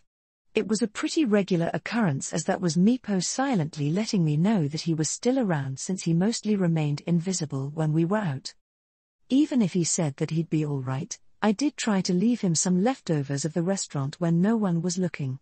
The fact that they were gone after I went to check told me that he appreciated the kindness. Any idea on where you might be taking us? I asked curiously as we continued to make our way through the streets. Saizo gave me a wide grin and then asked, So, Taya, have you ever gone dancing before? Yuriko, the guardian shadow. I watched from afar as the immature idiot of a protector took his ward on the beginnings of a courting ritual. Is Saizo absolutely insane? This was the princess's daughter that he was trying this with. His lack of any form of respect towards the stations of the royal family was on the verge of treasonous. Lady Inori forbid if something were to come of this. Why couldn't Saizo be more like his brother? At least Yamato knew what his place was and could think with the head on his shoulders instead of between his legs. Hopping over the rooftop to land on the other side so that I could keep stride with the pair, I ensured that I couldn't be noticed by the stupid fox through a mixture of an invisibility spell, a silencing spell, and a scent erasure spell. How was it that a kitsune utterly lacking in decorum like him could attain 7 tails whilst I, a humble and loyal servant of the royal family, was still stuck on 4? It was almost like a cosmic mockery. So, Tyre, have you ever gone dancing before? Saizo asked Princess Tyre as they neared an establishment that the noise of music could be heard from. Sometimes in my village, during the harvest festival, I joined the others in dancing, but that was years ago. I'm fairly certain that I've lost whatever dancing ability that I once had since that time. Princess Tyre replied, earning a laugh from Saizo. Nonsense. You just need a little help remembering how to do it, is all. Saizo retorted as he quickly pulled Princess Tyre after him while she began laughing as they quickly rushed inside the establishment. Damn it, I said to myself as I needed to get inside the place without being discovered. At the same time, I doubted that my large fox form would allow for me to easily maneuver around the crowd that I could see inside the establishment. Great, I'd need to disguise myself as a human. Shifting my form quickly to my humanoid form and casting Kitsune illusion, I put my hair up into a knot and swapped out my traditional clothing of the realm of foxes with a more appropriate simple brown skirt and grey shirt with long sleeves. Then, I jumped to the street below, and dispelled my invisibility and silencing spells before entering the same establishment as Saizo and Princess Tyre. It didn't take long for me to find the idiot spinning around with Princess Tyre as some bards played their lutes and sang. I made certain to hide myself in the crowds so that Saizo wouldn't spot me. Since he rarely saw me in my humanoid form anyway, it would take him a bit of effort to pick me from a crowd if he was actively searching for me. I didn't allow this to happen and instead maintained a perfect distance that didn't give him the chance to even try. If his sight might fall on me as he and Princess Tyre spun around, I would take cover behind one of the multiple other couples dancing alongside them. The only silver lining is that Princess Tyre seemed to be enjoying herself. Other than that, I found myself immensely annoyed at this ignorance of decorum. Look at that, Tyre. You had nothing to worry about since you're dancing perfectly. Saizo complimented whilst Princess Tyre accidentally stepped on his boot. Sorry about that. Princess Tyre apologized before resuming a steady dancing rhythm with Saizo. Appears that my dancing is not that perfect after all. I disagree. To me, it's perfect. Saizo flirted back, earning a massive blush on Princess Tyre's face while my urge to stab the daft fox repeatedly in the kidneys with a knife just grew. Thank you, Saizo. Though you don't have to avoid hurting my feeling by being honest. Princess Tyre said in reply. But I am being honest, Tyre. To me, you're perfect. Saizo then lowered his head so that his forehead was touching against Princess Tyre's. Flaws add to that, they don't take it away. In my homeland, we have a traditional way of fixing things, like broken pottery, called kintsugi. Instead of trying to cover up the cracks of what has broken, we use a form of golden glue that helps to highlight these imperfections, making them all the more beautiful. Oh, I think I like that. Princess Tyre said as she seemed to hesitate for a moment before her lips got closer to Saizo's, just like I like your little flaw of being addicted to meat pies. It helps that I get them served to me by a very pretty girl. Saizo added. And it helps that the person the pretty girl serves to happens to make her smile and is handsome. Princess Tyre replied. Saizo then playfully let his eyes look up in thought before asking, and who might that be? He was cut off as Princess Tyre kissed him, making me glare daggers at the back of the absolute moron's head. After watching them together like this for what felt like an eternity, they finally separated. I hope that gives a hint. Princess Tyre replied playfully in turn with a giggle. More than a hint. I think that just told the entire kingdom, Saizo said with a chuckle, yet, if you're giving me a gift like that, it's only fair that I repay said gift with one of my own. He quickly kissed her back while my thoughts turned murderous. I like that gift. Princess Tyre said as they broke apart. I hope that I can get more of them in the future. Absolutely. Saizo then looked around to see that they were the only ones there not dancing at the moment amongst all the couples, then he looked back to Princess Tyre. So, my lovely Tyre, would you like to dance some more or shall we go get a bite to eat? Food would be nice. Then, I hope that we could dance a little bit more afterwards. Princess Tyr replied. If that's what my lady would wish, then it shall be, Saizo said as he took Princess Tyr by the hand and led her through the crowd until they reached the bar and began to order their food. Unfortunately, my path was obstructed by a highly inebriated human man who didn't even bother to try and hide what part of my anatomy that he was looking at. Hello, miss. Ain't ever seen a beauty like you before. He complimented. Much to my annoyance, I needed to continue conversing with the man to avoid drawing any of Saizo's attention. Additionally, I would have to alter my voice slightly, because even if he hasn't seen my humanoid form that often, Saizo would definitely recognize my voice. Adopting a ditzy expression, I gave the man a smile and had my voice take on a higher falsetto in addition to altering my voice's effect. Thank you so much for the compliment. I've rarely encountered such an interesting man like you before. What brings you here? I asked, feeling annoyed at dealing with this drunkard.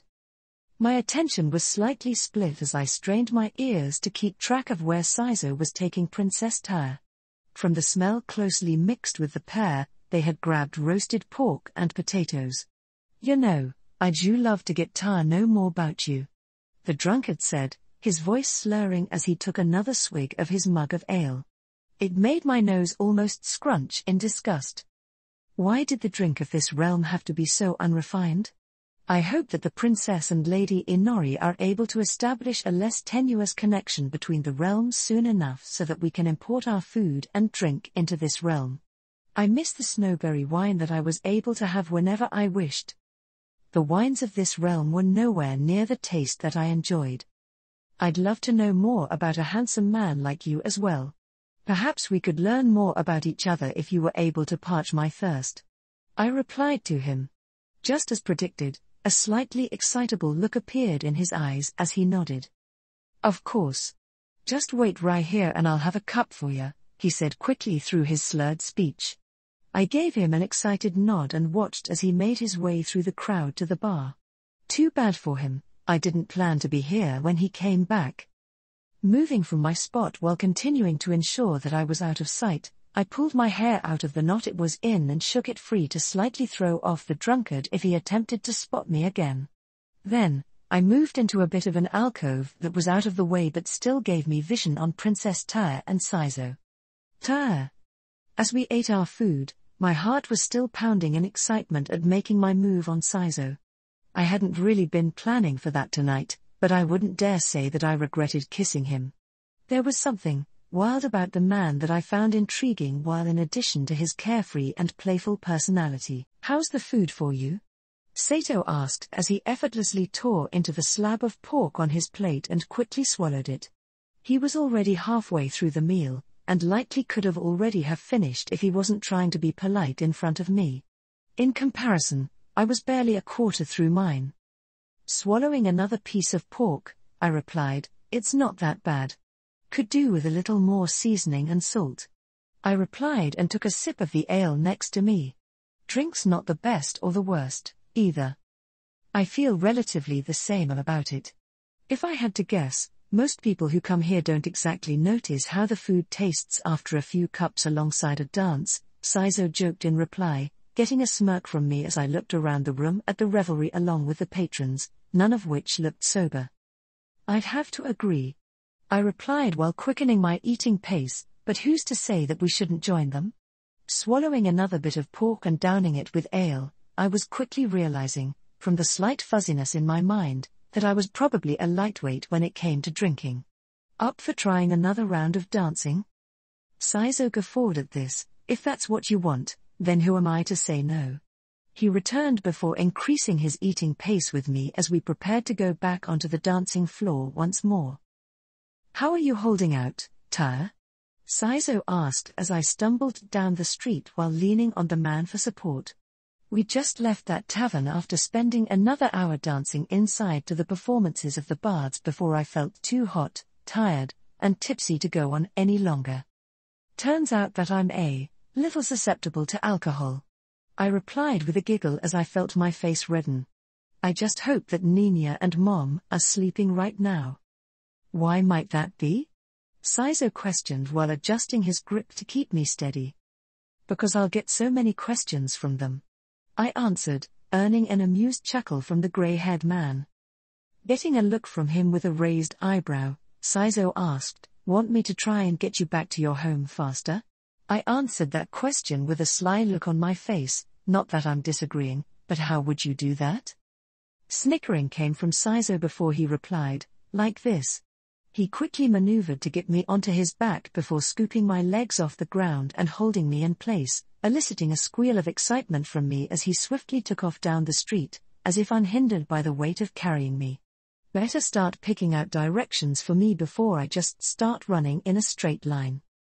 I laughed while trying to get my bearings until we reached a street that I was familiar with. "Take a left here." We turned around the corner of the street and quickly sped down it. "Right here." Another turn, and I found myself feeling amusement alongside a hint of embarrassment at the people wandering the street watching Saizo run down the streets of Rantle carrying me while I pointed out directions. At the same time, I was also having an immense amount of fun right now. It took a couple of minutes for us to finally make it to the hero's respite, ignoring the wrong turn here and there as we did so. When we did, Saizo gently lowered me to the ground, giving me time to find my footing until I felt stable enough to stand by myself. "I hope you enjoyed the ride, pretty lady." "I very much did," I replied as we both faced one another now. "Good to know," Saizo remarked before looking at the inn. "Will you need my help getting to your room in there?" he asked considerately. "Don't worry, I can take it from here," I said confidently. Then, I stood up and gave Saizo a kiss. "Thanks for the fun night and for taking me home." "You're welcome, Tyre," Saizo said with a warm smile. "Up to do this again?" I nodded in reply before walking to the doors of the inn. "I'll see you tomorrow morning," I said with a wave, already expecting for the man to be at Selly's restaurant so that he could satisfy his insatiable meat pie addiction. He gave me a wave back as I entered inside to see the inn filled with the usual gatherings of adventurers and citizens enjoying a hot meal or a drink. I was thankful to not trip into anyone as I made my way past the tables, even if I did stumble once or twice. Morgan gave me his usual nod as a greeting and I returned it with a small wave before heading to the rooms. I felt a small tap at my calf, telling me that Meepo was right next to me. "Sorry about if you were forced to keep up with Saizo's running." I apologized to the invisible kobold while arriving before the door to our room. "Please don't let Nina or Mom be awake right now. It was no issue for Meepo, medium mistress." Meepo replied as I twisted the doorknob and opened the door to see that Mom hadn't come back yet. That either meant that she was busy with her project or that she was at a certain someone's place tonight. We both entered the room and I shut the door behind us. Meepo finally dropped his invisibility and looked up at me with a wagging tail. "For now, Meepo will stay quiet to the mistress and tiny mistress if you do," the kobold said, causing me to smile and nod. "Thanks, Meepo," I said, leaning over to pat him on the head the way he liked as his tail wagged faster. Straightening back up, the pair of us headed to the door of the sanctuary and entered inside, closing the door behind us as we did. With a deep breath, we headed for the cabin and entered, where I found myself sighing in relief. Nina was currently curled up and snoring on the floor with her spellbook still open to the page that she had been working on. I smiled at the sight before carefully making my way around her to where we kept the blankets and pillows. Pulling a set out for her, I leaned down to Meepo and whispered, "Mind giving Nina a pillow and covering her with a blanket? I'd do it myself, but I fear I might do something to wake her." "Can do, medium mistress," Meepo whispered back while taking the pillow and blanket from my hand and heading over to Nina. That taken care of, I stumbled over to my bed before collapsing upon and quickly falling asleep. Day 32. "Ready for another fun night, my lovely Tyre?" Saizo asked me with a smile. I nodded with a grin and took his hand in my own. Then, we were off down the streets once again. It was third time that Saizo had taken me out for dinner. The past 2 nights, he'd taken me out dancing. After each time, both Gabrielle and Kalia heavily interrogate me on details of what the pair of us had done. I had given the pair as many details as I felt comfortable with, even if Kalia begged for more. For instance, I'd been tipsy from the drink I had, like I'd been the first time we went out. But thankfully, Mom and Nina had both gone on a job that would take them a few days to complete, so I didn't need to worry about accidentally being caught by either of them. "What will we be doing tonight?" I asked with a growing curiosity. A grey eyebrow rose with amusement. "Impatient now, Tyre?" Saizo jokingly asked. "Well, I have a fun little spot for us to go to that isn't far away," Saizo continued before adding, "You aren't afraid of heights, right?" This only made my curiosity grow, "Not that I know of," I answered. That got a wide grin from the grey-haired man. "Good to hear," he said as we slightly hastened our pace. All the while, I couldn't help but wonder what might be in store for me. When we had arrived to the guild district, I could see a lot of people going into the Magician's Guild, most likely as worshippers. Funnily enough, I also witnessed a few of the members of the Church of the Four Great Gods protesting in front of the guild, one of which was a priest. But that wasn't where we were headed to as we approached the tall building of the Adventurers Guild. Saizo took us out of the view of everyone before turning to me. "Mind closing your eyes for a moment?" That earned a raised brow from me. "What for?" "A surprise.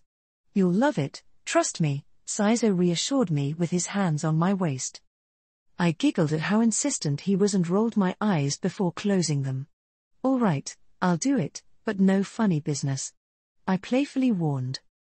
"Wouldn't dream of it," he replied, and a moment later, I felt a breeze in my hair. "You can open your eyes now." As I did, I found that we were no longer on the streets of Rantle and were now on the roof of the Adventurers Guild overlooking the streets and people below. In addition to this, there was a sheet of cloth laid out beneath our feet while plates of steak, potatoes, and carrots were neatly arranged by lit candles. I quickly looked back to Saizo, who was grinning like a fool at my astonishment. "How did you? Where would the fun be in revealing the trick?" Saizo interrupted while thumbing his nose. I smirked at the taunt. "Now, shall the lovely lady care to join me for an evening rooftop meal? With such an elaborate presentation, it would be rude of me not to," I said before taking a seat in front of one of the plates as Saizo sat down before the other. After that, we began to eat, and I took notice of how good the food was. It tasted as if it had been flavored to perfection and seemed to just crumble in my mouth. The carrots and potatoes were a perfect blend of sweet and sour which were very filling. As for the wine, it was a sweet flavor that lacked any kind of bitterness. Honestly, I've never tasted anything like it, and this was with all the samplings of wine that Sally let me try since I started working at her restaurant. Swallowing the food in my mouth, I asked, "Where did this food come from?" "It's delicious. I've got a friend that knows how to cook, while the snowberry wine is from my homeland." "I'm happy to see that you're enjoying it so much," Saizo answered in a happy tone. "My compliments to your friend," I said and took another sip of wine before adding, "By the way, with what little you've mentioned about it, what is your homeland like?" The grey-haired man rested his chin in his hand for a moment before replying, "It's a beautiful land full of seas of grassy plains. The skies are always in the state of an aurora while the cities and villages are architectural marvels. Then, there's the food that has so many different varieties and flavors alongside all the wondrous crafts and magics that can be seen just traveling the streets. By all means, we would be a relatively peaceful people if not for the defensive wars we've fought to repel invaders." Saizo's eyes seemed to be lost in his recollection until he finally focused on me once again.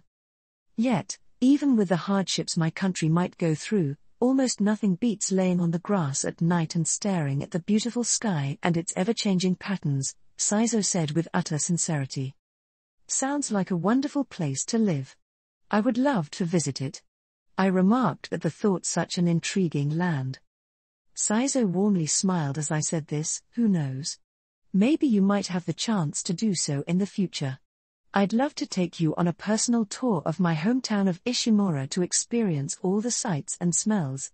The people there are famously friendly and welcoming, and you'd no doubt be treated like you were one of their own family with their hospitality. The grey-haired man explained excitedly with a joyous twinkle in his green eyes. If that's the case, then you'll have to promise to give me that tour if I ever do go to Ishimura, I said in amusement. It's a promise, Tyre. Saizo vowed, earning laughter from me. So, how have you enjoyed tonight? Saizo asked while gazing into my eyes, his food completely ignored at this point. It was an action that I shared with him while smiling. It's been pretty amazing so far. I replied and leaned closer to him, prompting Saizo to follow suit. Good to hear that I've been adequate in providing you a good evening. As this was said, Saizo's face moved closer towards mine as my heartbeat sped up. Just as our lips were about to meet, a golden pillar off in the distance shot up into the sky, ending anything further as Saizo and I were transfixed just looking at the event. When it had finally ended, I turned to look at Saizo and saw worry on his face. After a few more moments of what seemed to be silent deliberation for the man, he looked at me and stood up. I need to get you home, Tyre, Saizo said with utter seriousness. I quickly joined him in standing up without question as something in the way he acted told me that something was wrong. Okay. Mind closing your eyes again for me? He asked as he gently grabbed me by the waist. I nodded and complied to find us back on the street a moment later after I was told to open my eyes. From there, Saizo quickly began escorting me down the street as I saw all the commotion occurring from the citizens outside that had just witnessed the pillar. Additionally, I could see that the Magicians' Guild was a hive of activity as people seemed to be entering the doors in a surge.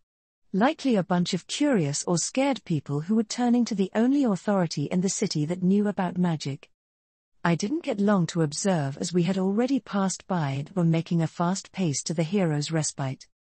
Upon finally arriving, Sato gave me an apologetic kiss before pulling away. I'm so sorry that our dinner ended so abruptly. I promise that I'll make it up to you. Giving the grey-haired man an understanding nod, I consoled him, it's all right. I had a fun time while this lasted and we'll see each other soon enough. That got Sato to smile and I kissed him one more time before walking to the inn. Opening the door to our room with Meepo right beside me, we entered and I closed the door behind me as Meepo dropped his invisibility once again. It was so strange. That golden pillar that shot up from the sky which could be seen from miles around was one thing. Especially with how familiar it felt to me. But then, there was the way that Saizo seemed spooked. That was something which I had never seen from the man before. He was normally so relaxed and at ease, but that pillar made him immediately take me back home. Did he know something more that I didn't?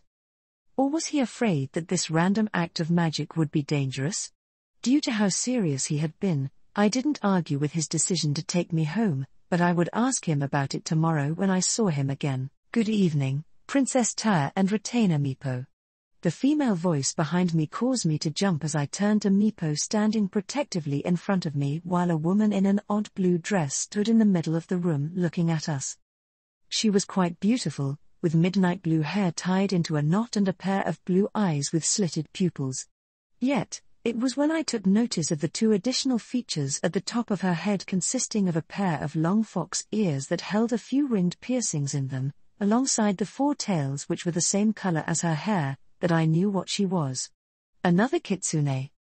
This kitsune wore a strange blue dress of silk that went to her knees, with a pair of long loose sleeves that held her clawed hands inside them. Her legs were covered in metal guards of black armor at her thighs, knees, and shins while a strange armored footwear covered everything but the claws of her toes that stuck out from openings in the armor. Who are you? I asked. The woman seemed to put on a smile, though I couldn't tell if it was genuine or not. My name is Yuriko, a devoted servant to your mother, Princess Tyre. Yuriko replied before two of her tails pulled up a pair of chairs, one of which she sat in. Would you care to sit down? We need to have a chat, Your Highness. Meepo glanced to me with an unspoken question of what I wished to do.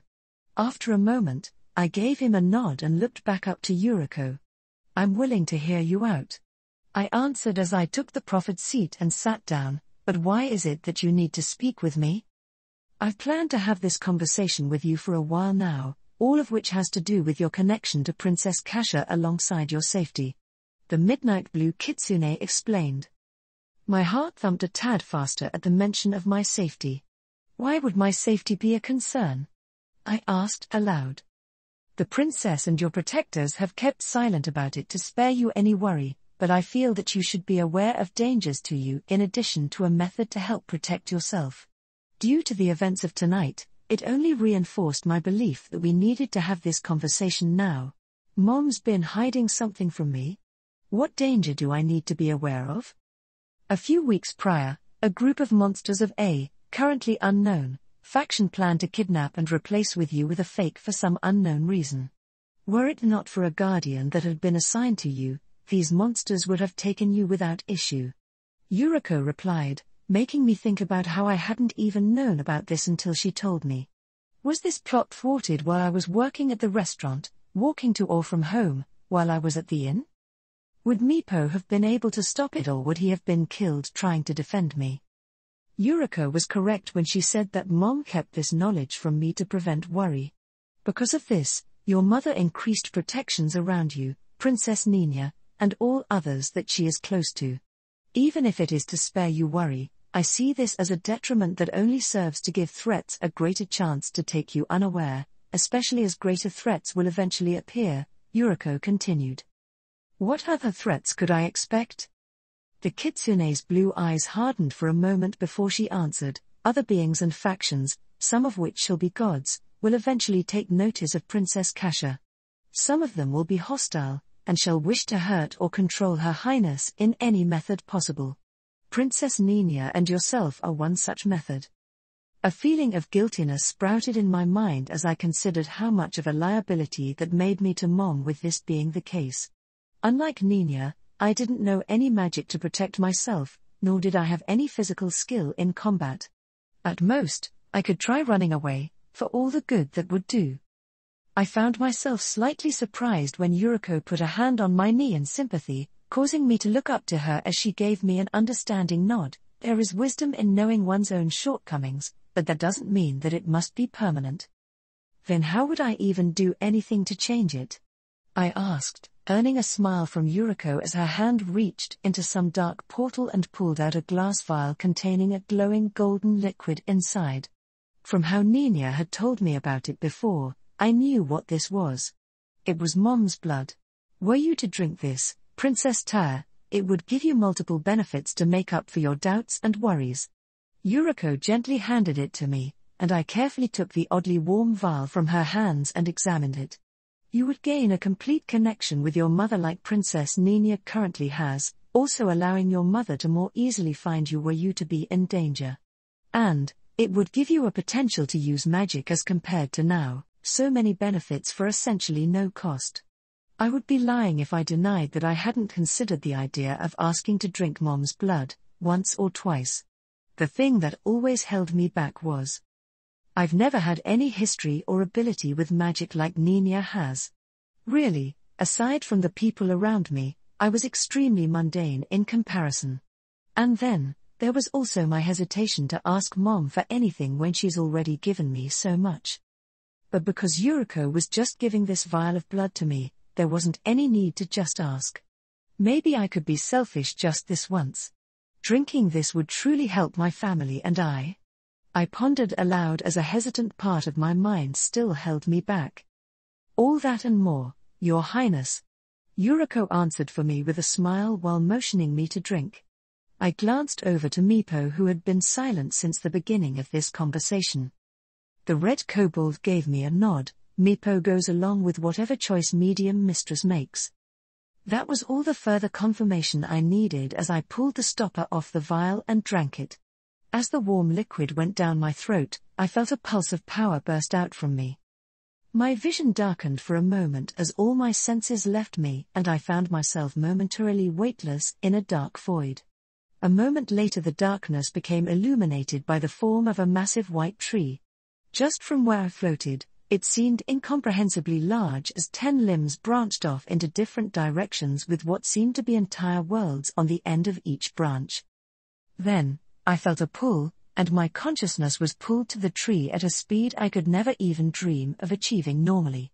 I got closer to the tree as I found myself dragged to an area between two branches where it seemed another, smaller world was held in place by vines and tiny branches. I grew closer and closer to this tiny world at a speed that caused my vision to blur until I finally breached through to a sea of silver. Moments later, as it seemed like I was about to crash into the ground, I found myself standing on top of a hill covered in silver grass. And there, a few yards across from me, I saw Mom sitting on the grass next to a woman in a strange white dress with long white hair, silver-slitted eyes, and a pair of matching white furred ears and 10 tails.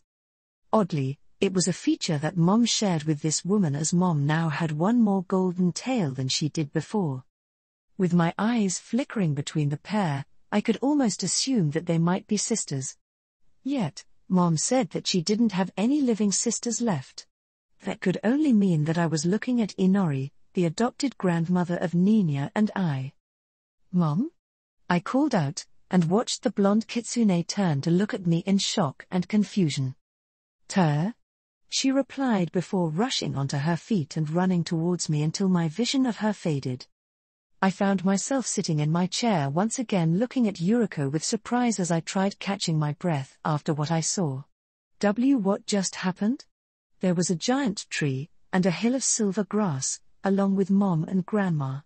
I questioned as Meepo was already at my side patting my leg worriedly.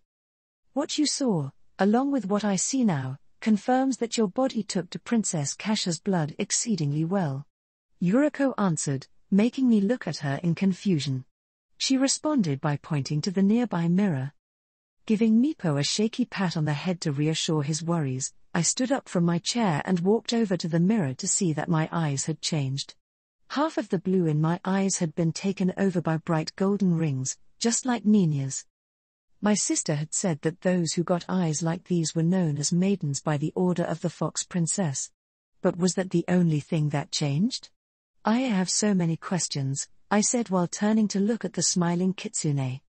At the same time, my eyes quickly became attuned to the numerous golden motes that floated around the room, with quite a few being emitted from Yuriko's and Meepo's bodies.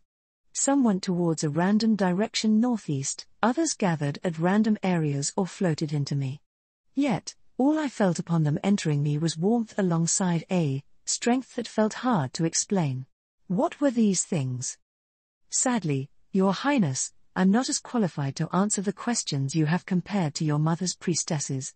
If you wish for more answers, I advise that you go there at the start of the morning. This is all I can currently do for you now, Your Highness," Yuriko replied as she stood from her chair and gave me a solemn bow. A moment later, she vanished before my eyes. "What will you do, medium mistress?" Meepo asked me. Thinking about it, since Mom and Nina were still off on their job together, I didn't have anyone else to really ask except for those priestesses at the Magician's Guild. I felt slightly wary of this, considering how they forced Nina to drink Mom's blood, but they had been thoroughly reprimanded over it. Technically, they should be safe to go to. And there was also the protection I had, since besides Meepo, there were some guardians watching over me. "I need to go to the Magician's Guild," I answered. "Yuriko, the guardian shadow?" As I arrived on the rooftop of the inn, I was satisfied that Princess Ter willingly consumed her mother's blood. It prevented me from being forced to resort to a more drastic method of doing so. With good fortune, the young princess would be able to quickly adapt to the new influx of power coursing through her body. From there, I found myself tackled to the roof as angry growls filled my ears. From the smell, I already knew who it was. "Get off of me, Saizo," I said calmly as Saizo held both me and my tails to the roof. I likely could have escaped from his hold, but doing so would cause far too much noise and property destruction. I was flipped until my back hit the roof and found myself staring at the vulpine form of Saizo baring his fangs to me while both of his paws held my arms down. "What the fuck did you do, Yuriko?" the grey-furred kitsune demanded. "I did my duty to protect the royal family by giving the princess's blood to Princess Ter to drink. That's more than can be said about what you're doing by courting the princess's daughter instead of protecting her, I snapped back, earning further growling from Saizo as he snapped his jaws in an attempt at an intimidation display less than an inch from my eye. Just because Taya and I have been on a few dates together, it does not mean I haven't been protecting her, you uptight bitch. And who said that you were allowed to give her the princess's blood without her permission? The princess never banned her daughters from consuming her blood, only that they couldn't be forced to. Besides, I hurried things to the logical conclusion as Princess Taya would have done so sooner or later. I replied calmly. We have no idea how Taya could react to consuming the princess's blood considering that she isn't a mage in the first place, alongside the fact that the princess just ascended and has become a full goddess. Goddesses like her run on conceptualizations, and there's no telling what may happen with a magic goddess adopted daughter who couldn't use magic until now. She will be fine, you idiot, I spat back to the buffoon as I had already predicted how she might react, especially now that she has consumed the princess's blood and I saw how she took to it with my own eyes. You're letting your emotions get the better of you because you decided to get romantically attached to her instead of following your duty, which was to watch and protect her. Now, kindly get off me. Saizo maintained a glare on me for a little longer before he finally let up and padded away from me. Princess Kasha will hear about this when she returns. Stay away from my Taya until then. Standing back on my feet and brushing any dirt off of my kimono, I glared at the grey kitsune. And you think that the princess won't hear about you fraternizing with her daughter? Which sounds worse, me adding needed protections for her eldest daughter or you trying to bed her? Besides, I wasn't the only guardian of E. Rantel who was thinking of what I just did. That made Saizo pause as he looked at me before giving a huff. Whatever. We'll find out what happens when the time comes. Have you even bothered to inform Princess Taya that you're not human? I gave one more shot back as I readied myself to leave. Good night, Yuriko. The idiot growled back to me, signaling me to take my leave as he maintained his watchful vigil. No doubt the other guardians nearby heard our argument, though I was quite certain that all of them agreed with me. At this point, it didn't matter. Like Saizo said, we'll find out what will happen when the time comes. Taya. Day 33. Since both Nina and Mom were still gone, it was a little quieter this morning as I readied myself for the day. A large bout of nervousness and anxiety filled my stomach as I thought about the events of last night. I drank Mom's blood and was changed because of it. Now, I needed to get answers that only one group had which I could currently reach. The Magician's Guild was to be my first stop of the day. Thankfully, I was off work for today from the restaurant, but that brought with it other issues. My eyes being changed was extremely noticeable by anyone who looked at me. It didn't help that in addition to being gold, they were also glowing. I'd need some method to deal with that before I went to work tomorrow and started getting questions about it. Meepo might have a solution for me, but I would do that after I finished this business. I didn't want to hide my eyes from the worshippers at the guild. As I walked down the mostly empty street, I could only spot a few people out and about at the early dawn. Most of those consisted of the city guard. What was so strange to me as I walked were those golden motes that seemed to travel from multiple buildings towards the same direction I went, if they hadn't gone northeast or into my body. That sensation was still so strange to me. It wasn't bad, actually, it felt pretty nice. It's just that I wasn't used to feeling constant warming comfort from just walking around due to whatever magic this was. Just another question to the growing stack I already had. Meepo asks if Medium Mistress is certain about this. Meepo asked as he walked by my side invisibly. Yes. This is something that I have to do with Mom and Nina still gone. I replied calmly, unworried that anyone might see me talking to the invisible kobold. Though, he wasn't exactly invisible to me because of the golden motes constantly being emitted from his body which not even invisibility could hide. Then Meepo will keep Medium Mistress safe as she does this. I smiled at Meepo's promise. Thank you. Not long after, we found ourselves standing before the steps leading up to the guild. The stone walls of the guild's building were completely covered in those motes, turning it gold as more motes continued to converge onto it, making the building seem more like some mythical beacon than a guild of mages.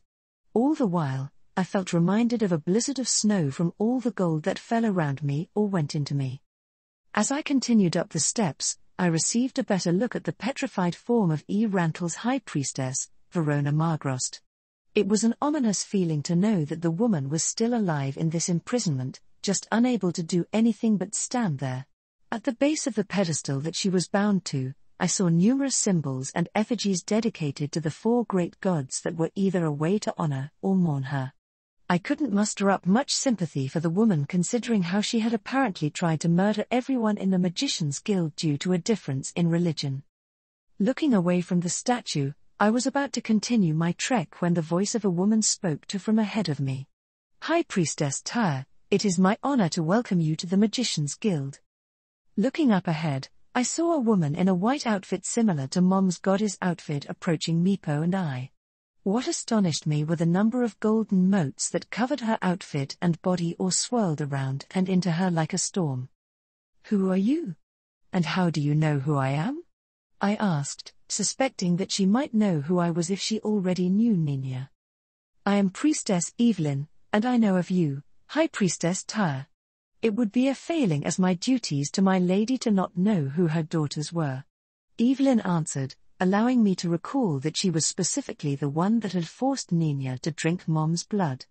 It made me slightly wary of her, but I tried calming myself with the knowledge that she, and the rest of the mages, had been personally warned by Mom to not try any of their extreme behaviors again. That, and I had multiple protections in place against anything bad that she could possibly try. But I had to keep in mind that I'm here because I wanted answers, not so that I could pick a fight. Even if I did have some personal opinions on my mind that I'd love to just tell the redhead right now. I'm here because I have a few questions that I need answered. I told her. Of course, Evelyn said with a bow, while I might not understand how it happened, you have become connected to the Fox Princess. If she has not informed you of all the changes that have occurred to you, then us maidens are obligated to help you in her stead. Especially one that appears to lack any mage background that we are aware of. You are correct about my lack of a mage background. All of this is exceedingly new to me, and because Mom and Nina are currently away, the Magician's Guild is my only resource I can go to.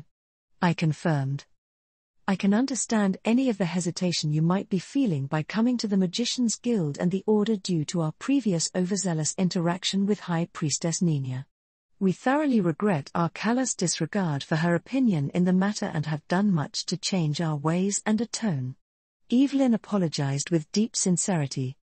That was a little surprising to hear come from the woman, but the thought behind it was appreciated. While I may not fully forgive you, I appreciate your apology.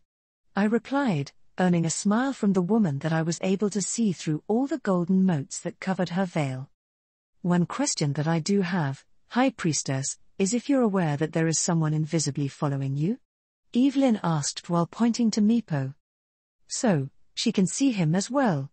Then again, since I could see those motes coming off his invisible body, that it had to mean that she could as well. Yes, he's my protector. I answered. That is good to hear, Evelyn said in relief. High Priestess Tyre, I desperately wish that I, myself, could tell you about your changes. I have little time myself to do so. But if you were to come inside, 2 of the other maiden within the Magician's Guild will be able to tell you everything that you want or need to know. I nodded in reply, I'm willing to do so.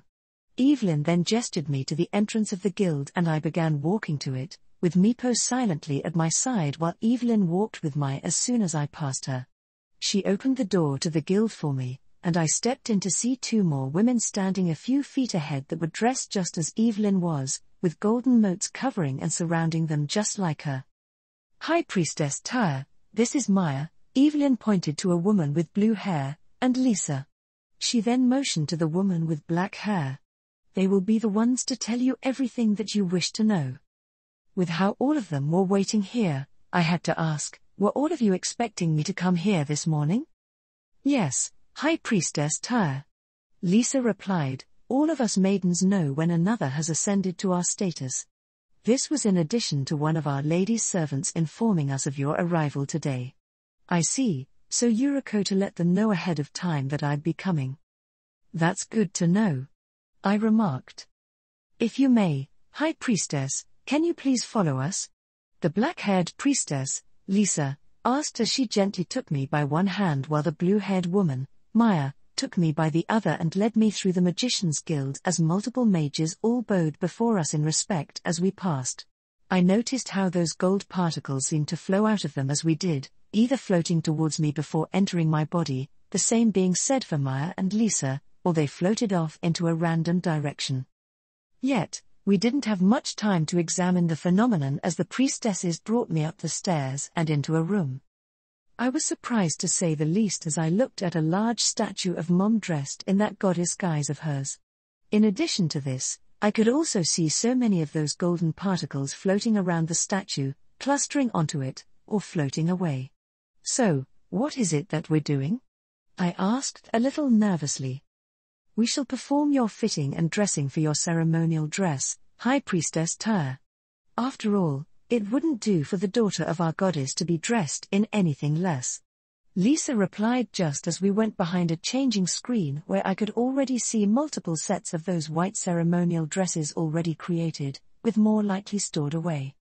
This guess was proven correct when Lisa let go of my hand to walk over to a chest that she opened up and pulled out one of the 2 outfits stored in there. What I found strange about these 2 outfits were the golden motes of energy that just seemed to cover and permeate them, turning them a pure gold, even if I somehow knew that these clothes were actually white.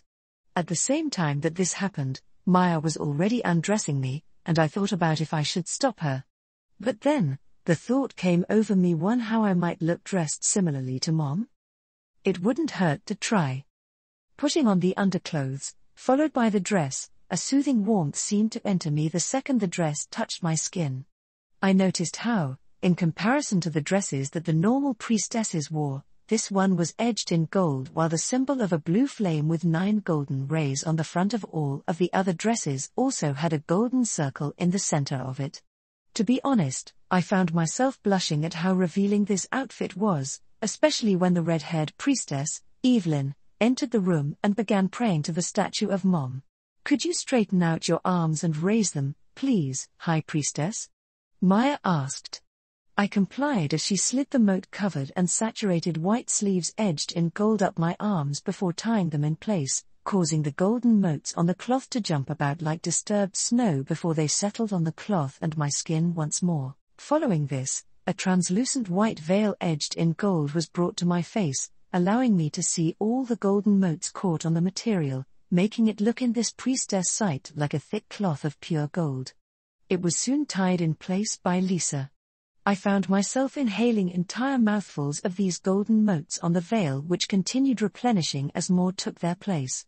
Yet my breathing wasn't being impacted by them nor did my mouth feel like it was being filled by the motes.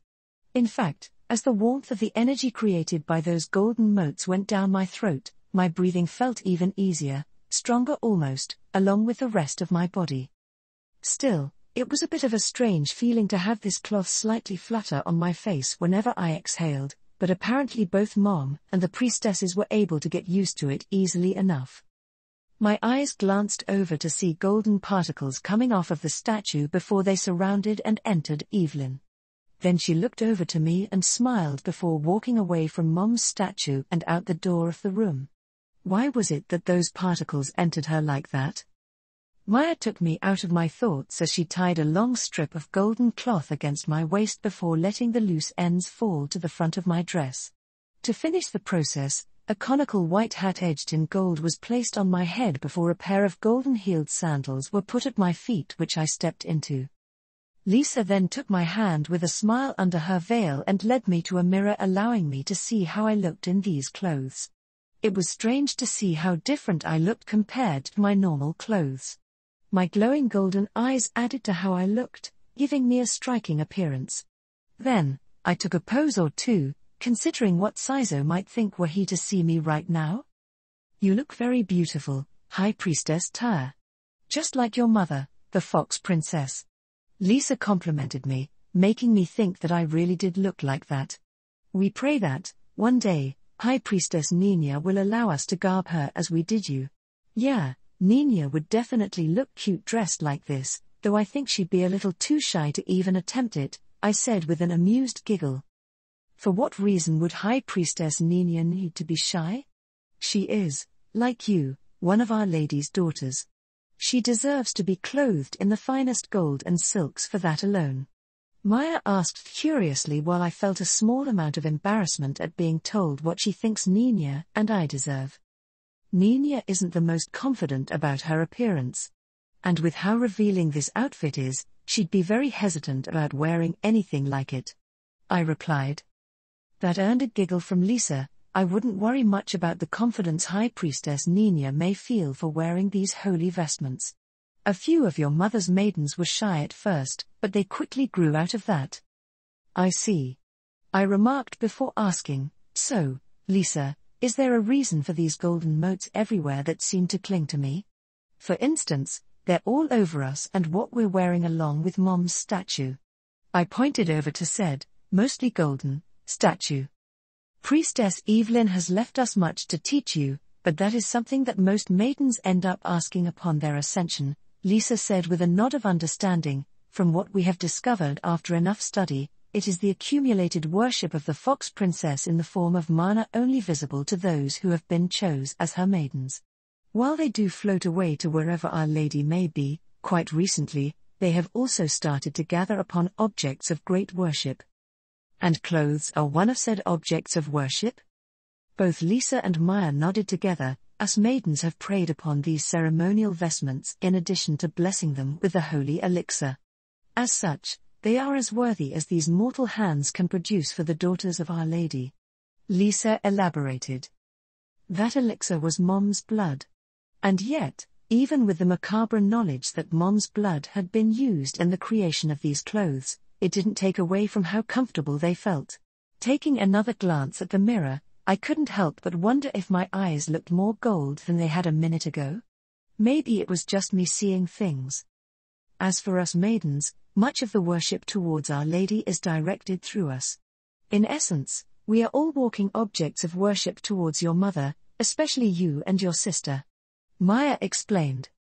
It felt odd to hear that I was the equivalent to the idols I'd see at the tiny temple in my home village. And does that do anything to us? I've seen this golden mana entering me, which you say is from worship. From what we maidens have surmised, it increases our reserves of mana beyond that of those who normally take in Our Lady's blood in addition to enhancing the power of our magic, Maya said. Is there a limit to this enhancement? Not that we know of. But it does take time for its effects upon our bodies to become noticeable. At least, in comparison to you considering how much the holy mana is being absorbed into your body since it is considerably higher with you than it is with us. Maya replied and added, I surmise that it may be a long time before we find any limits to this process considering the rate it takes. Wonder why that must be? Is it because of how close I am to Mom? And would the same process be occurring with Nina as well? Those questions would have to be saved for them when they got back. I decided to turn to a different, but related, question. What about the blood that everyone else consumes? Does it follow the same process that we are going through? I asked. Not exactly. While the Fox Princess's blood increases their mana and the strength of their spells, there is a limit to it. What we have discovered is that there are diminishing returns if Our Lady's blood is taken too often. Maya replied before making a silent prayer that caused a small cloud of this holy mana to emit from her body and float away. I believe it's Our Lady's way of trying to prevent us from being reliant upon her for power.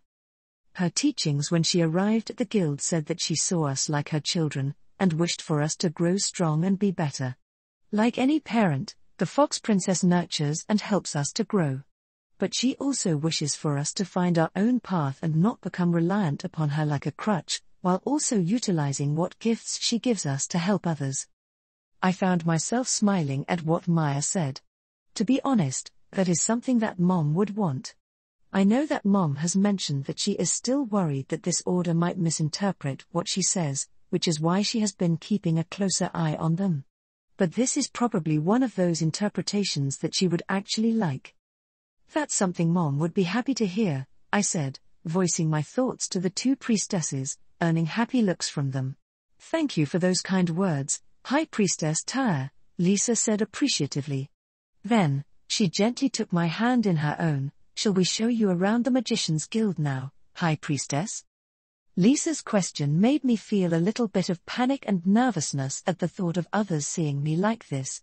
It's one thing for just these two and Meepo, lurking invisibly by the doorway to make certain that I was safe, to see me like this. But for the public to do so? Are you certain about that? Maybe I should change back to my normal clothes if we did this, I said with hesitation clear in my voice. It will be fine, High Priestess Tyr. You look perfect, and none will say anything in disagreement within the halls of this guild, Lisa said in reassurance.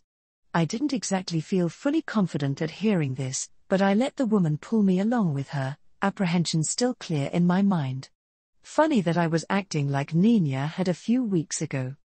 Just as Lisa opened the door to the room, I found myself feeling a mixture of surprise, shock, nervousness, and embarrassment at the familiar grey-haired man who stood at the doorway with a lazy grin and a wave. Tyr, can we speak privately for a bit? Saizo asked. After Saizo's appearance, I convinced Lisa and Maya to let me go with him, to which the pair had been kind enough to give us a spare meeting room of the guild where the pair of us could speak.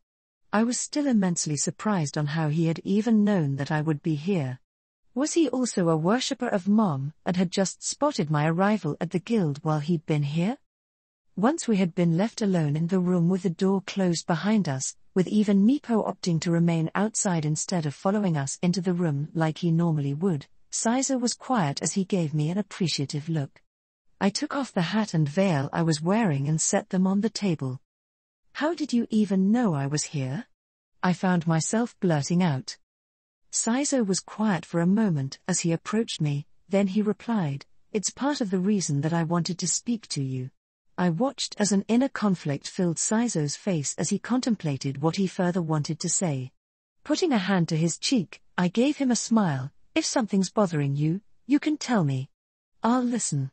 Saizo gave me a soft smirk and rested his forehead against mine.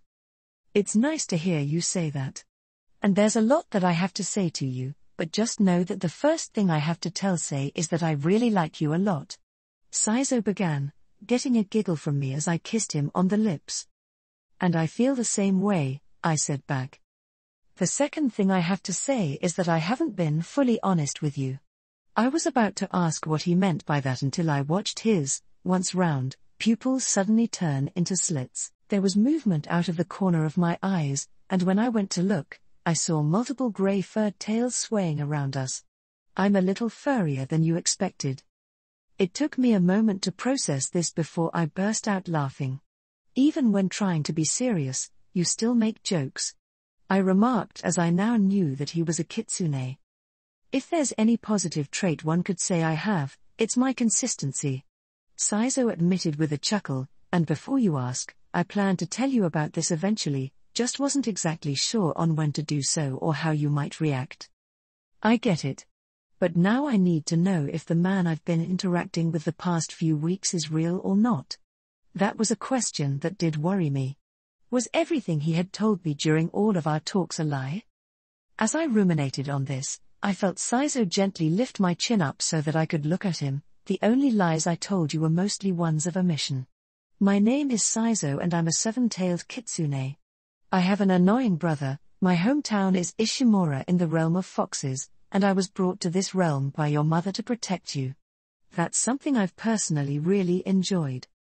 My thoughts went back to yesterday and when Yuriko had told me that I'd been protected from a kidnapping attempt. Hearing what Saizo said now, I wondered, were you the one that stopped the kidnapping attempt that Yuriko told me about? Guilty as charged.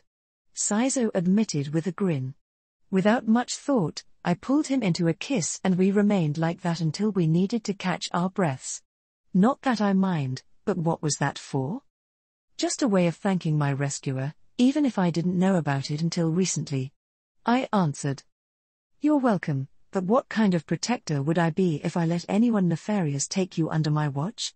And that was before I began falling in love with you, Saizo said with a measure of pride as a smile broke out on his face. But that also leads up to the last two things I have to tell you. And what would those be?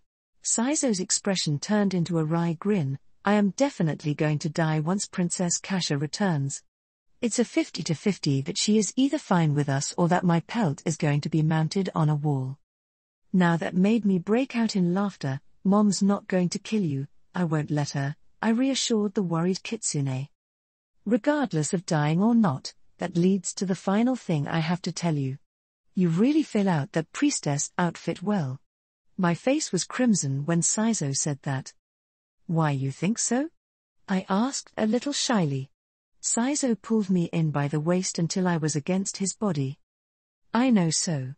He huskily whispered into my ear. Moments after that, we both began kissing one another again. Day 37. Since the day that I had gone to the Magician's Guild for answers, my daily schedule had altered. I still went to work at Selly's restaurant during the day, and Meepo had been helpful in giving me a magical ring that could disguise the glowing gold in my eyes so as to not cause any alarm amongst my friends and co-workers. But my nights had been spent with Saizo or observing what Maya and Lisa did at the guild. I observed their rituals, which didn't seem as extreme compared to what Nina had witnessed before. They would make a few prayers to Mom, drink from a chalice filled with her blood, something which I still found a little grotesque even if I had done so myself, and then read scripture that was more like instructions for casting spells. If there was one creepy thing I had to take note of during this entire process, it would have to be the large bowl that Lisa or Maya would scoop out Mom's blood out of. It was held up by the arms of a metal statue in the crude shape of a man prostrating before the entire congregation. The entire statue was seamless, if not for the pair of eyeholes that I was able to see a pair of human eyes within. When I had asked Lisa about it, she told me that it was a punishment inflicted by Mom on a murderer. I avoided asking any further questions about it, especially because of how dark and angry the statue felt to me. Statue aside, I did find a few things about the order which I liked. They had been doing a lot of charity work by healing all those who came to the Magician's Guild for free. As they were still learning from the book of healing spells that Mom gave them, they were only able to help others with healing potions. And yet, that was still more than enough to bring people to the guild more often than they went to the church. As for my potential to learn magic, Lisa and Maya had both offered to teach me as soon as I wished. Yet, I delayed learning any magic until Mom and Nina finally returned to Rantle with the others. Since one was a magical goddess and the other was her student, it would probably be best to learn from them. All of this led up to right now. I didn't have work today, neither was I heading to the Magician's Guild. Instead, Saizo and I were having a relaxed day in the sanctuary while Meepo was doing some work on the lower floors of the magical realm. We were out in the garden laying on an empty spot of grass talking to each other, among other things. I was currently resting on a few of his tails like comfortable pillows. And with a final clash, I finally slew the terrible worm that terrorized the village of Winterfable. The people of the village were so appreciative that they made me a small feast utilizing meat from the worm. Saizo told me while a hungry look appeared in his eyes while his mouth slightly watered, "Trust me when I say that Megardian worm meat is absolutely delicious. I think it has to do with the fires they produce being infused into their flesh, making any dish using it have an amazing warmth that could keep you toasty in the midst of a terrible winter." Since I wanted to know more about Saizo, I was having him tell me more about himself and his history. He'd been quite enthused to elaborate about the many different adventures he'd undertaken back in his home. "Of course, you'd be utterly enthralled recalling food in your story," I teased with amusement. Something I learned quickly about the Kitsune was his adventurous palate and love of good food. Saizo used his tails under me to roll me until I was resting on top of his chest. It was a very good meal, Tire. Even if an adventure might not be good, either it ended terribly or the road getting to the conclusion was unpleasant, the memory of good food lasts forever to me. The grey-haired Kitsune answered. I smiled at the mentality. That's an interesting mindset to have. Was it always like this for you or did you embrace the mindset later on? I asked with interest. Saizo smirked. even if it didn't fully reach his eyes, not always. It was during the war the realm of foxes had with the dwarves of Svartalfheim that I changed. The war was terrible, with friends and loved ones dying or being taken away during the course of it. It was after a terrible battle, one which put me on the verge of snapping, that my commanding officer, Uedai, gave me advice that has stuck with me for all these years since. The look I saw in Sizo's eyes was the same that I remembered many of the older war veterans had as they recalled the memories of their battles on the Katza Plains. It was one that had seen so much and was so tired. It was so odd to see it on Sizo's youthful face. What was that? I asked. Find at least one good thing which happened that day and latch onto it. Sizo replied as the tiredness slightly cleared his eyes. With all that I'd gone through on that day, the only thing that came to mind was how the breakfast we had that morning was very good. Next day, after another battle, I recalled that we were given extra potatoes with breakfast. Each day, I kept myself from breaking by choosing that one good thing, and most of the time it was food. I'm sorry that you needed to go through all of that, I said with sincerity.